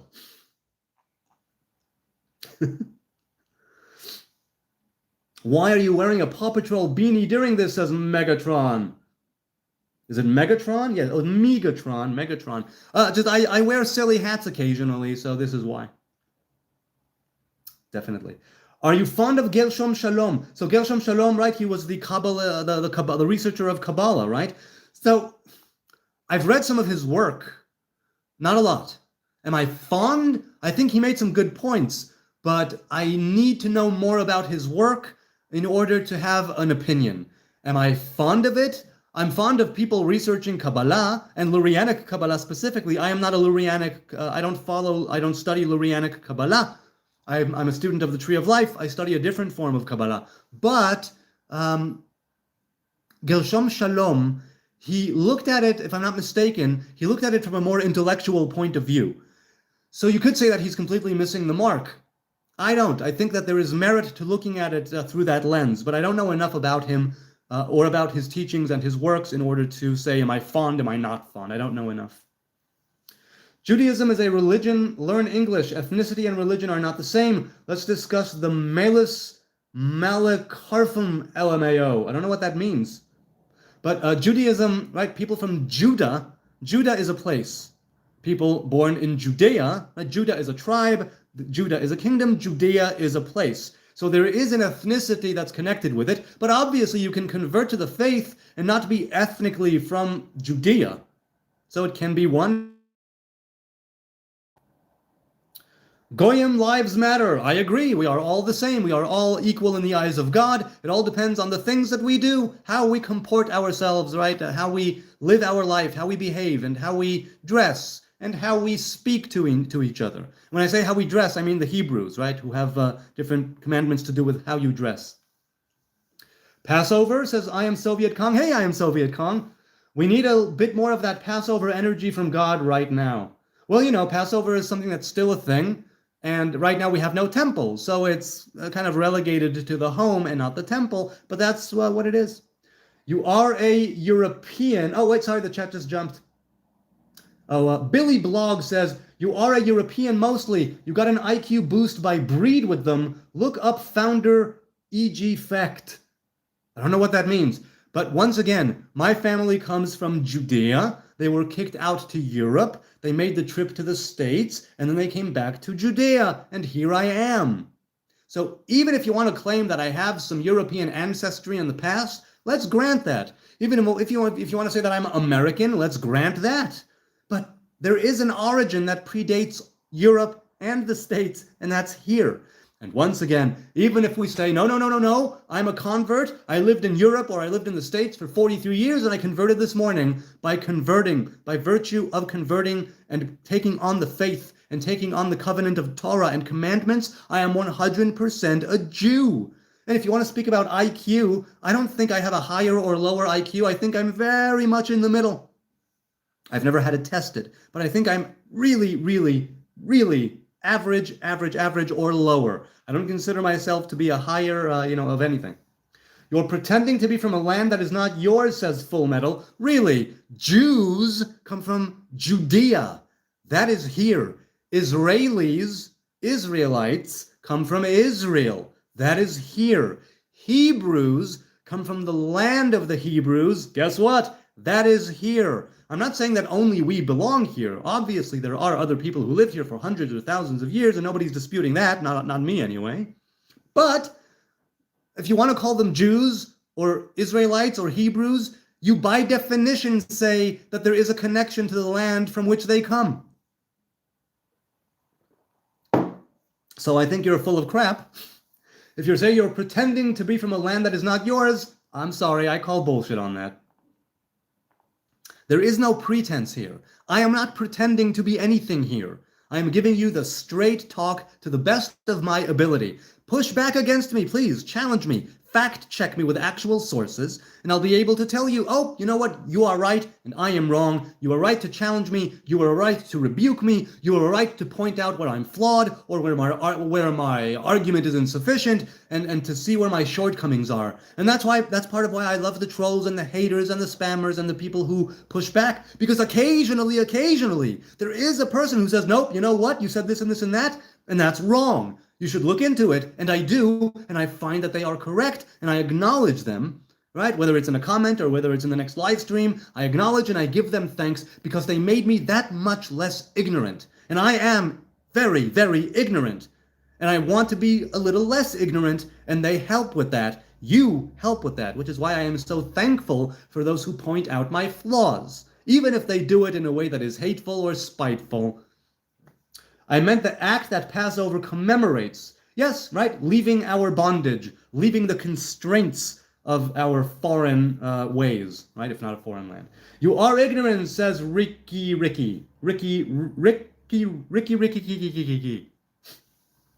Yes, indeed. Dr. Faria says, you are from Europe. No, I'm not from Europe. I lived in the Netherlands for 3 years, but I am not from Europe. Once again, you can make the claim that I have some European past. Okay, but before that European past was here, the kingdom of Judah. It's so very, very interesting to me. Take a DNA test and prove if you fraud. SBF says, rugged you. SBF rugged you. Why should I take a DNA test? Why? Okay? We have a history of a certain tribal affiliation. Converts become part of the tribe of Judah. I, traditionally speaking, am from the tribe of Levi. You cannot convert to be a Levite. You cannot convert to be a priest. You can convert to be a Jew, right? But you cannot convert to be part of the tribe of Levi. And we have a long-standing history. Now, I'm not saying it's 100% correct, but our family has a history of being of a specific tribe, of a specific clan, in a specific family, and that is our tradition. Maybe someday I will take a DNA test just to see. But again, even if it shows that I'm 100% Scandinavian, it still doesn't mean jack shit because I'm a convert. Let's pretend, right, that I'm a convert. And even if I'm 100% Scandinavian with no roots or blood or ethnicity whatsoever that has anything to do with the Hebrews, I have taken on the lore and the law of the Torah, the commandments and the covenant therein, and I'm 100% a Hebrew. So as much as it might burn your ass, and I can tell that it does, as much as it might tear you apart inside to know that this piece of shit exists, who is a pretender and who, is speaking, and stealing and pretending, and I'm fake and I'm a thief, and it's like, okay, you'll have to make your peace with that because I'm here now, live in Jerusalem. I have my ear to the ground. I don't know where you are, but you'll notice that I'm saying that what you're saying is wrong, but I'm not sort of casting aspersions on you as a person. Whereas you, with these ad hominems, it's like it really pulls the rug from underneath any argument that you make, you people. I enjoy them, but it really doesn't buttress your argument or give it any credence in any way, shape, or form. So even if I take a DNA test and I find that I'm 100% Scandinavian, it still doesn't mean anything because I am a Hebrew man with the Hebrew Torah trying to live in the Hebrew way. That's it. So if you judge a person by the color of their skin, if you judge a person simply by merit or virtue of where they come from, congratulations. That is asinine. It really is. Okay. Wash your hair, says 3NO. I do wash regularly. I shampoo and condition regularly. I put a hair mask regularly, but it depends on the nature of the time, if it's really dirty or whatever. But I usually don't let it come to that. But I don't brush or comb my hair. The Nazarite is not allowed to brush or comb their hair. That is why it looks like this. Okay. So yes, I do wash my hair. Let's continue. Look how defensive they get when you mention a DNA test. Oh, okay, well, I'm being defensive? Fine. I'm not being defensive. I'm saying that even if I'm 100% Scandinavian, it makes zero difference. You think I'm getting defensive? You think this is me defending? No, I'm saying let's grant that proposition. Let's say that you are 100% correct, and the DNA test will show that I am completely European, completely Nordic. See, you seem to think that I'm going, back on my heels. You seem to think that I'm acting defensive because I'm addressing the question that you put forth. How disingenuous, how dishonest, how cowardly is that when I'm actually answering your question and giving you my true point of view with no pretense, you once again employ an ad hominem and say, you're being defensive, look at you, look, and with the clown and the laughing emoji. That really, once again, I'm sorry to say, pulls the rug from under your argument. Because if you actually had something to say, you wouldn't resort to pointing the finger and say, look, he's getting all defensive. Let's all laugh at him. First of all, by all means, please laugh at me. Laugh. Laughter is good. Laugh. Yeah, I haven't done this in a while. Let's go for it. Laugh. Laugh, laugh, laugh. It's good to laugh. It releases so many feel-good chemicals. It makes your life longer. It makes your life better to laugh.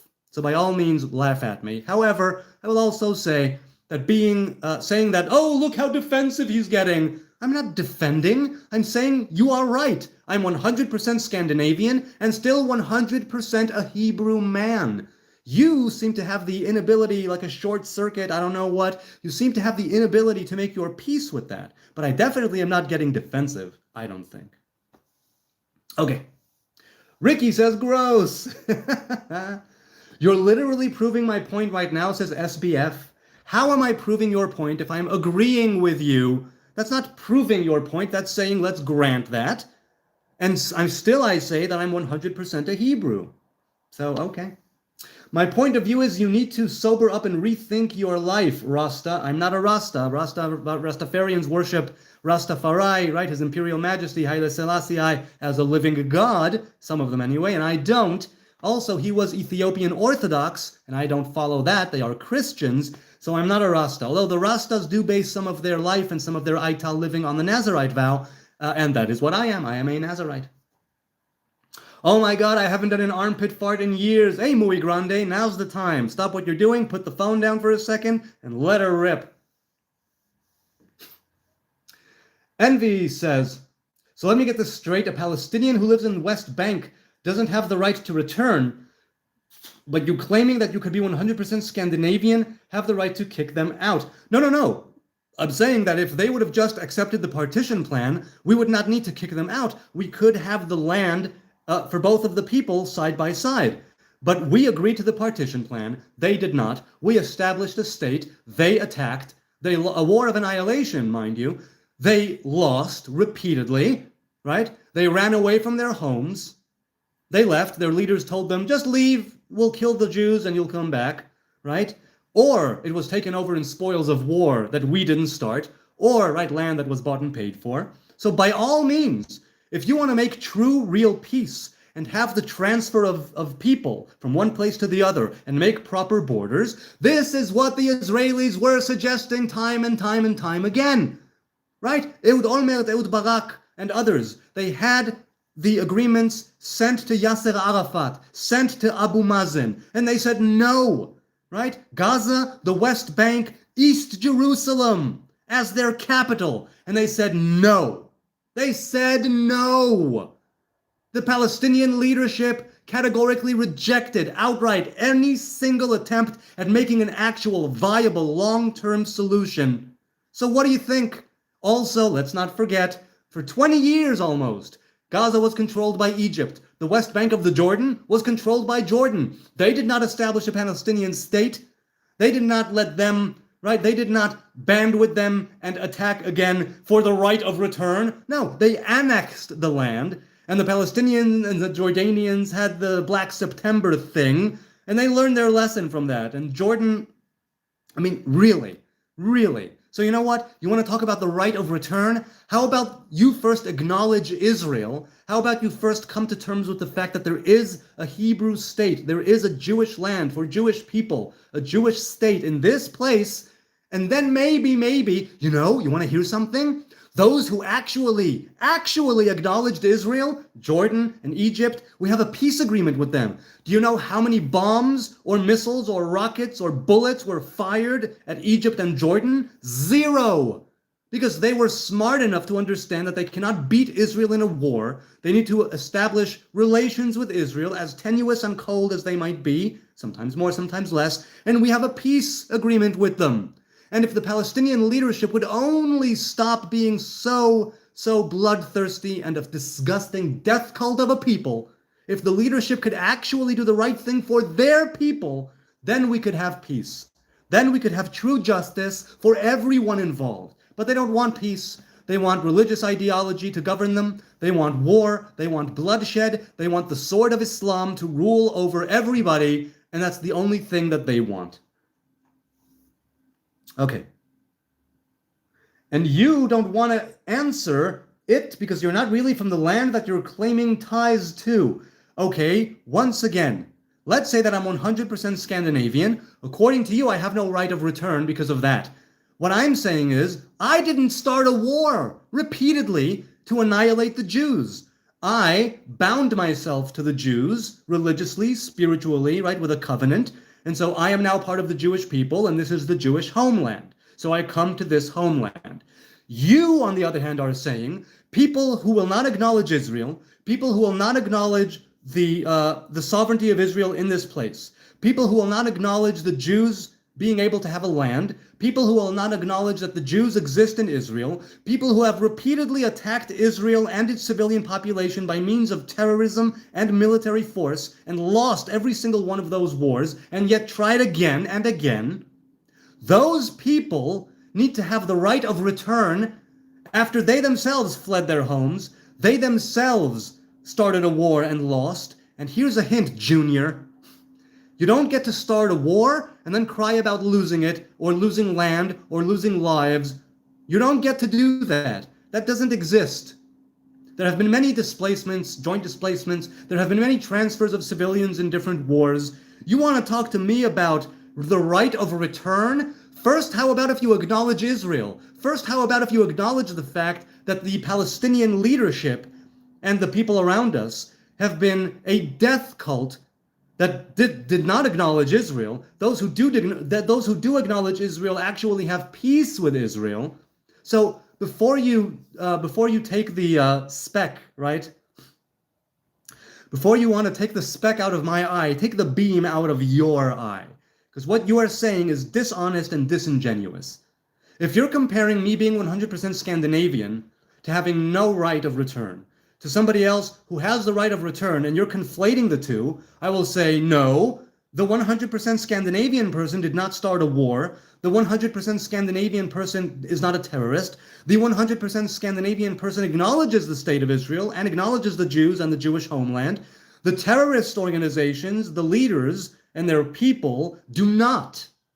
There's the big difference. So there is no conflating the two, and that is a dishonest argument. But, by all means, push back. If you're saying that what I'm saying is flawed, please show me where, and I might come around to your way of thinking. Incidentally, regardless of what you're saying, I say they do have the right to return, but it needs to be within a joint agreement, a transfer of citizens or civilians or people, whatever you want to call it, with proper borders.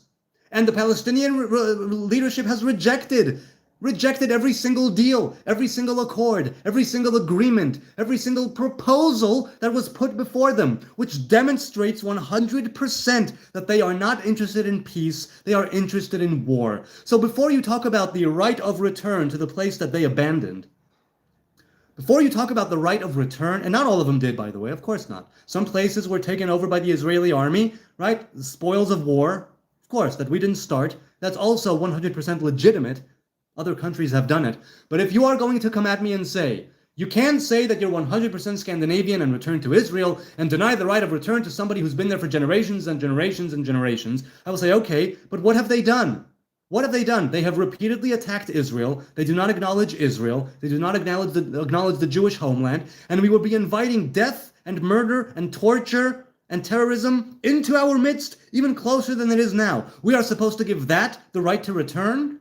Terrorism, bloodshed, murder? No, we will not give that the right to return. If we want to give a just and peaceful people the right to return, that I am willing to go with. 100%, because peace and justice matter. Peace and justice matter. I'm not some sort of a fascist or nationalist that says that land is more important than people.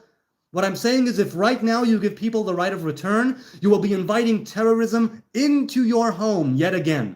And we're not going to do that. We learned our lesson from the previous times when we tried and failed, apparently, to make peace with our neighbors. The only times when we were able to make peace with our neighbors is when there was a decisive and bloody Israeli victory. And we don't want to do that.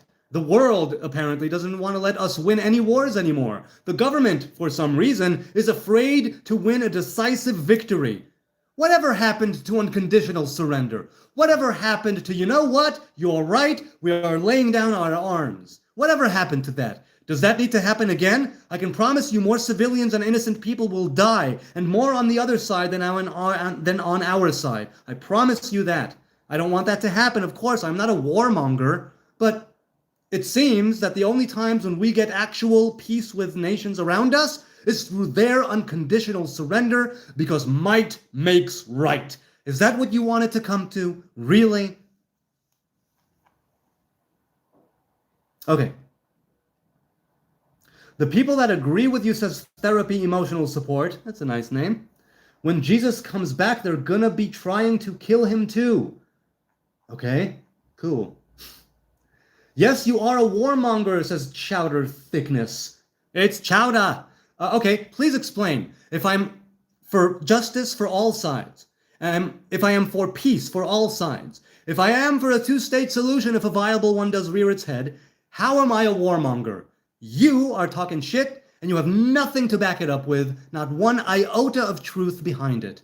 Not one. Explain to me, Chowder, how am I a warmonger when I am seeking, verbally speaking, am seeking peace and justice and dividing up the land if it comes to that? How? Because I want an Israeli victory if the war continues? I would rather it be through peace than through war. I would rather it be through love than through hate. I would love it be through justice than, occupation or whatnot. But sometimes when shit goes down, you need to have a decisive victory. And for some reason, the Israeli government and the army, and the government that's telling the army what to do, is afraid of having a decisive victory. I don't know why. I don't know what goes on behind the scenes, behind closed doors. I'm not in the parliament. I'm not in the cabinet. I'm not in the ministry. But to call me a warmonger is false and also disingenuous. When was the last time you took a shower? 2 days ago? 2 days? I think 3 days ago. Think of the Bondi Beach massacre. That was brutal as well, says Good Day. Yes, it was, because Islamic terrorism doesn't stop at anything. They believe that they have righteousness on their side. They have the duty to kill as many Jews as possible because they want to and because their God tells them to do so. As a sojourner, you have no land, says Bridget. Well, what do you mean? I'm not sure what you mean. If you mean a foreigner who comes to Israel, the Torah commands the people of Israel to treat the sojourner with respect and to treat them with love and to not oppress them and to treat them as equals in certain ways. Sounds like Scandinavian warmonger propaganda. Okay, Chowder, whatever you say, it's all good. Smelly bum, says Harry Sachs. Well, your Harry Sack does have a point. I'm not that smelly, actually. Bondi Beach was Mossad. Oh, of course, every terrorist Islamic, every instance of Islamic terrorism where they yell Allahu Akbar, where they are very truthful about what they want to do, where they leave evidence and journals and video proof of what it is that they are about to do. Of course, it's Mossad, the puppet master, pulling the strings. Of course. Hell, for all I know, maybe some of it is. Because, these agencies and organizations are sneaky. Black people, says Therapy. Black Americans are tired of us killing each other. We are tired of seeing other nations die. We're tired of all the murdering. We are the only ones they want to come back to Christ. I'm not sure what you mean, but yes, I'm not for murderer, and I'm not for us killing each other. That's pretty good. Samaria is Jewish land in the Bible, says Neil Marmies. Maybe, right? Shomron was the kingdom of was the capital of the kingdom of Israel. The Shomron, Samaria, was the capital of the kingdom of Israel, right? Whereas Jerusalem was the capital of the kingdom of Judah. So yes, according to the Bible, it is Jewish land. John Smith says treat them as equals in certain ways, meaning they aren't actually equal. Some people are born better than others. No. I don't know if you're referring to what I said or somebody else said. I don't know if in certain ways. I'm not sure what you mean. Treat them as equals in certain ways. I'm not sure. Hey, John Smith, I don't know if you're referring to something I said or something that I didn't say and someone else said in the chat. If we say that it was somebody else who said that, equal in certain ways, meaning that with certain sacrifices, right, that there is one law for the convert and the sojourner and the Israelite. Or, as far as worshiping pagan gods, the same law applies. They are equal in those ways, where you cannot be a sojourner or a foreigner in the land of Israel, in biblical times anyway, and worship false idols in the land of Israel. Much like, in the very same way, they are equal to the Israelites, who are also commanded not to act in those same pagan ways. That's what I meant. I didn't mean superiority or supremacy, not at all. I meant in certain cases, the law of the sojourner, the foreigner, the convert, the righteous convert, the resident, and the Israelite are the same. That's what I meant. I did not mean in a Jewish supremacy sort of way. I did not mean it in a way where one is born better than the other. I believe we are all born equal. We are all, right, Jews, Gentiles, converts, sojourners, foreigners, whatever. We are all born equal. We are all born created, made in the image of God. That's it. That's where it starts, and that's where it ends for me. I love when my house smells like matzo ball soup, says Muy Grande. So yeah, you know what? I'm a vegan, so I no longer eat matzo balls. I would love to find a matzo ball without eggs. That would be pretty good. It burns when I pee, says Fuzzy Lemonade. Well, you know, Frank Zappa said, why does it hurt when I pee? Why does it hurt when I pee? It's VD. You might want to get checked for VD, right? For some, what's it called? Sexually transmitted disease. Is that a Paw Patrol hat? And what do you think about settlers? Yes, sore ass, it's a Paw Patrol hat. And I think that certain settlers have every right to be in their settlement. Other settlers go against international law and local law, and they only get the right or the law on their side retroactively, and that is not good, and that is illegal. That is not the way to behave. It's not moral, it's not ethical, it's not kosher. So some settlers I agree with, and other settlers I do not agree with. I don't think that it's good to take over land that is not yours, and then only then pass the law that makes it legally yours. I think that even though I don't know the ins and outs of these instances, on the surface it sounds like something not moral, not ethical, not kosher.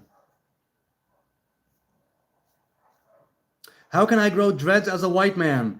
Okay, TBE, put down the comb, put down the brush, put down the hair conditioner for like a year or two, depending on your hair.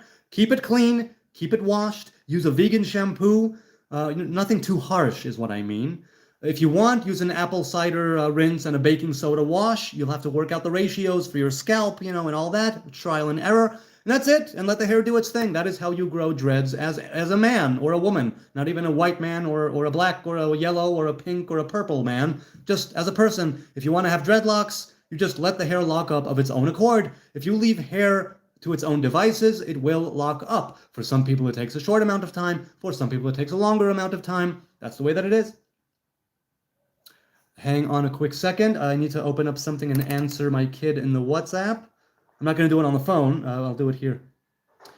Do you have a job? Yes, Mega Mention. I'm a copywriter. I am a writer. That's what I do. That is my career. That is my day job. And I actually am going to work from home today. I'm going to say goodbye in about 10 minutes because I need to get to work. It is almost 10 a.m.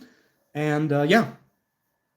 Why are there so many Jewish jokes in shows like Family Guy? As a kid, it always confused me. Because it's funny. Because Jews are funny. And Jews have a sense of humor, basically. And it's fun to laugh at the Jews. That's why. That's definitely why. Speaking of which, let's take a look. Almost 600 votes in. Do you sometimes wear socks with holes just because you're lazy? 39% no. I toss out any socks with holes in them. 26% say yes, but I don't feel good about it. 23% yes, regularly and without shame. My people. And 12 say, since I'm usually sockless, right? No, I don't throw them out. I'm usually sockless, 12%. All right, that's cool. Oh, come on. Where's WhatsApp? Why didn't it open? Hang on a second. WhatsApp. I need you to open up to answer my kid. Here we go. Let's see. Oh, whoops, sorry. The chat just jumped. Explain Gentile in the Torah. Gentile means nation. That's what it means. Goy is Gentile. Gentile means, right? Gentile means non-Jew. Goyim means nations. Israel is also a Goy. Gentile is the word for nations that are not from Israel. So, explain Gentile in the Torah? What do you mean explain it? Other nations, right? Different nations follow their deities and their ways, and we follow ours. That's what it is. Lega shniya. Okay. Sorry. Okay. How do you personally assign, says Runner Bean, how do you personally assign someone as a peaceful person or not? On what basis are we saying this is a person who is deserving of my resources and this person isn't? Well, very, very straightforward. If they support terrorism financially, ideologically, then I don't think that they should come back. If they are, oh, wait, hang on, I'll be right back. Give me 10 seconds. And I'm back. I had to unlock the door. Okay. Look, the criteria for who is a peaceful person and who is a terrorist or a terrorist supporter, I won't give you all the points right now. I will say that there are times when it's more nuanced, and there are times when it's more straightforward. So I guess it's a conversation we'll have to do, maybe in the comments when I have some time to think about it and give you a few points that I would consider yes, a few points where I would consider no. But look, using violence and using force in order to subjugate a people or in order to take over a people, that is terrorism. Having people's opinions or allegiance swayed through force and through violence and through things of that nature, that is terrorism. That's what it is. A defensive war is not terrorism. And there are indeed Israeli terrorists, and I hope that they will stop being terrorists, and I hope that they will be brought to justice. We need real justice for real peace to occur. You're the only terrorist, says SBF. Feel free to think that. I think that you are an anti-Jew, a Jew hater, an Israeli hater. I think that you're talking shit. I think that anybody with half a brain cell knows that Hamas, Hezbollah, Al-Aqsa Brigade, Fatah, and others are prescribed terrorist organizations for a reason. But if you want to continue thinking that they are freedom fighters and yes, you go ahead and think it. Is the earth flat? No, the earth is a sphere. Physically speaking, it's a sphere. Conceptually speaking, or spiritually speaking, it has a sphere element to it, and it has a four corners element to it, because those four corners correspond to the tetragrammaton, to Yod He Vav He. They correspond to the four elements, right? So, in that sense, it is something where there are four corners, but the earth itself is a sphere. Ishmael is father of Saudi Arabs. Yes, I'm inclined to agree. Ishmael is seen as the father of Arabs. Israel is the biggest terrorist in the world, says Leibel Glück und Freiheit. Really? The biggest terrorists in the world. The people who claim this don't know any history. The people who claim this don't know anything other than hatred of Israel, likely hatred of Jews. They think in their self-righteousness that they know what's right, they are on the right side of history, and how could anybody think otherwise? And they make me laugh. They make me laugh because it's so misinformed, and I don't pretend that I have all the information, I don't have all the answers, I am as ignorant as they come, but I know the history of this place, and I've seen with my eyes, some of the terrorism, and I've seen with my eyes it's like, the people who say that have obviously never been to Israel or Gaza. And if you've been to Israel and you think still that Israel is the biggest terrorist, then you're simply biased, and that's it. And hey, by all means, confirm your biases, whatever, be racist, be a bigot, be a hater, it's all good. Do you think Gentiles need to be converted to be saved? No, Bob, I don't. I think Gentiles need to be good human beings, just like Jews. That's it. The Jews need to be good. The Gentiles need to be good. Human beings need to be good people. That is how you are saved. I do not like what's been done to the good name of pizza, says Josh. Oh, I agree.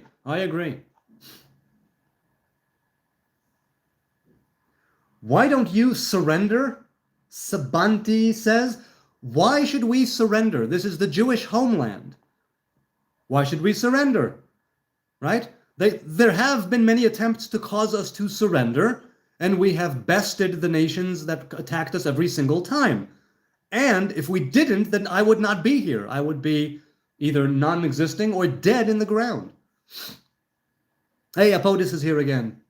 When you walk around Jerusalem with others, will other citizens recognize what you are by your appearance as a Nazarite, that is? No, they probably think I'm a Rasta, or they probably think I'm homeless, or they probably think that I am just a dude who doesn't care about hygiene, or they think that I'm some sort of a wannabe, or they think that I'm, I don't know what they think, but no. I've only had one or two people that walk up to me and ask me if I'm a Nazarite. So yeah. Now look, if you want to say, just as you won't surrender, Hamas and Fatah, Hezbollah also won't surrender. In which case I say, oh, okay, fair enough. You want to fight for freedom? You want to take out the Zionist entity? You will fight until your last breath? Okay, that is what you will get. You want war? You will get war. And eventually, I think, there might have to be a decisive victory. And we will actually have to slaughter every single terrorist. Or they will actually understand that Israel has the military superiority, and Israel has the resilience to continue, and they will surrender and they will lay down their arms. As for why they aren't, I understand perfectly well why they aren't. They want to fight the Zionist machine of occupation until the very last breath of the very last man, woman, and child in the region. And they will gladly be martyred for the cause because they are disgusting and maniacal death cults who value death more than life. Okay, so they will fight. They will fight for the freedom of, the Palestinians until the last breath of the last man, woman, and child. The innocent ones, by the way, not them. They hide in their tunnels. But they will sacrifice willingly, gladly, gleefully every last man, woman, and child for the cause, and they will be happy about it because they are fulfilling the will of Allah or something, right? To all be shaheeds, to all be martyred in the name of Islam by killing the dirty Yahud. So, okay, fair enough. If you want war, that is what you will get. Or come to your senses and surrender and give life and prosperity and justice and peace to your people. Stop oppressing them. That's it. Okay. I think, yes, it's been 2 hours. I'm going to say goodbye. People, I thank you so much for your time and your kind and gentle attention, the likes, the subs, the views, the hate, the vitriol, the insults, the good points, the lesser good points, the indignance and the self-righteousness, the names you call me, tell me to kill myself, take a shower, cut your hair, shave your beard, cut off your balls, whatever it is. Thank you. I deeply appreciate it. I don't take it for granted that I press go live and there's a conversation here and there are people here and there's a dialogue and a discourse here. Like I said, it's magical. It's electrifying. The energy is always so lovely. You could be doing anything else right now, literally anything else, but you are here with me. Those watching now, those watching later. It's something that I cherish. Hopefully you will join me in the next live stream, live from Jerusalem, where the wonders never cease. Until then, be blessed. Be a blessing. Be the light in other people's lives. If I didn't get to you in the chat, it's not intentional. I don't mean to ignore you or filter you or ban you or I don't know what. It's just that the chat is moving sometimes very quickly. I can't get to everything. I see something on the laptop. I address it on the phone. Leave a comment. I address every single comment that is addressed to me. If I didn't get to you in the chat, I'm sorry. Leave a comment. If I don't get to you or you don't want to be in the chat or in the comments, hit me up in the DMs. Hebrew Nazarite across the board. I'm on X, TikTok, Instagram, and Facebook. I don't post much, but I'm there for the DMs. Peace, love, prosperity, justice, righteousness, humility, for all humanity, for all creation, and may we be good and do good in our small, little, nigh insignificant way. Try to do something good for someone else today, even one small thing, an act of kindness, an act of grace, a good word. Call that person, whom you've been not in touch with and say, hey, how you doing? You never know, right? You throw a pebble into the pond and it all ripples out. On that note, peace and love from Jerusalem. Goodbye. L'chaim.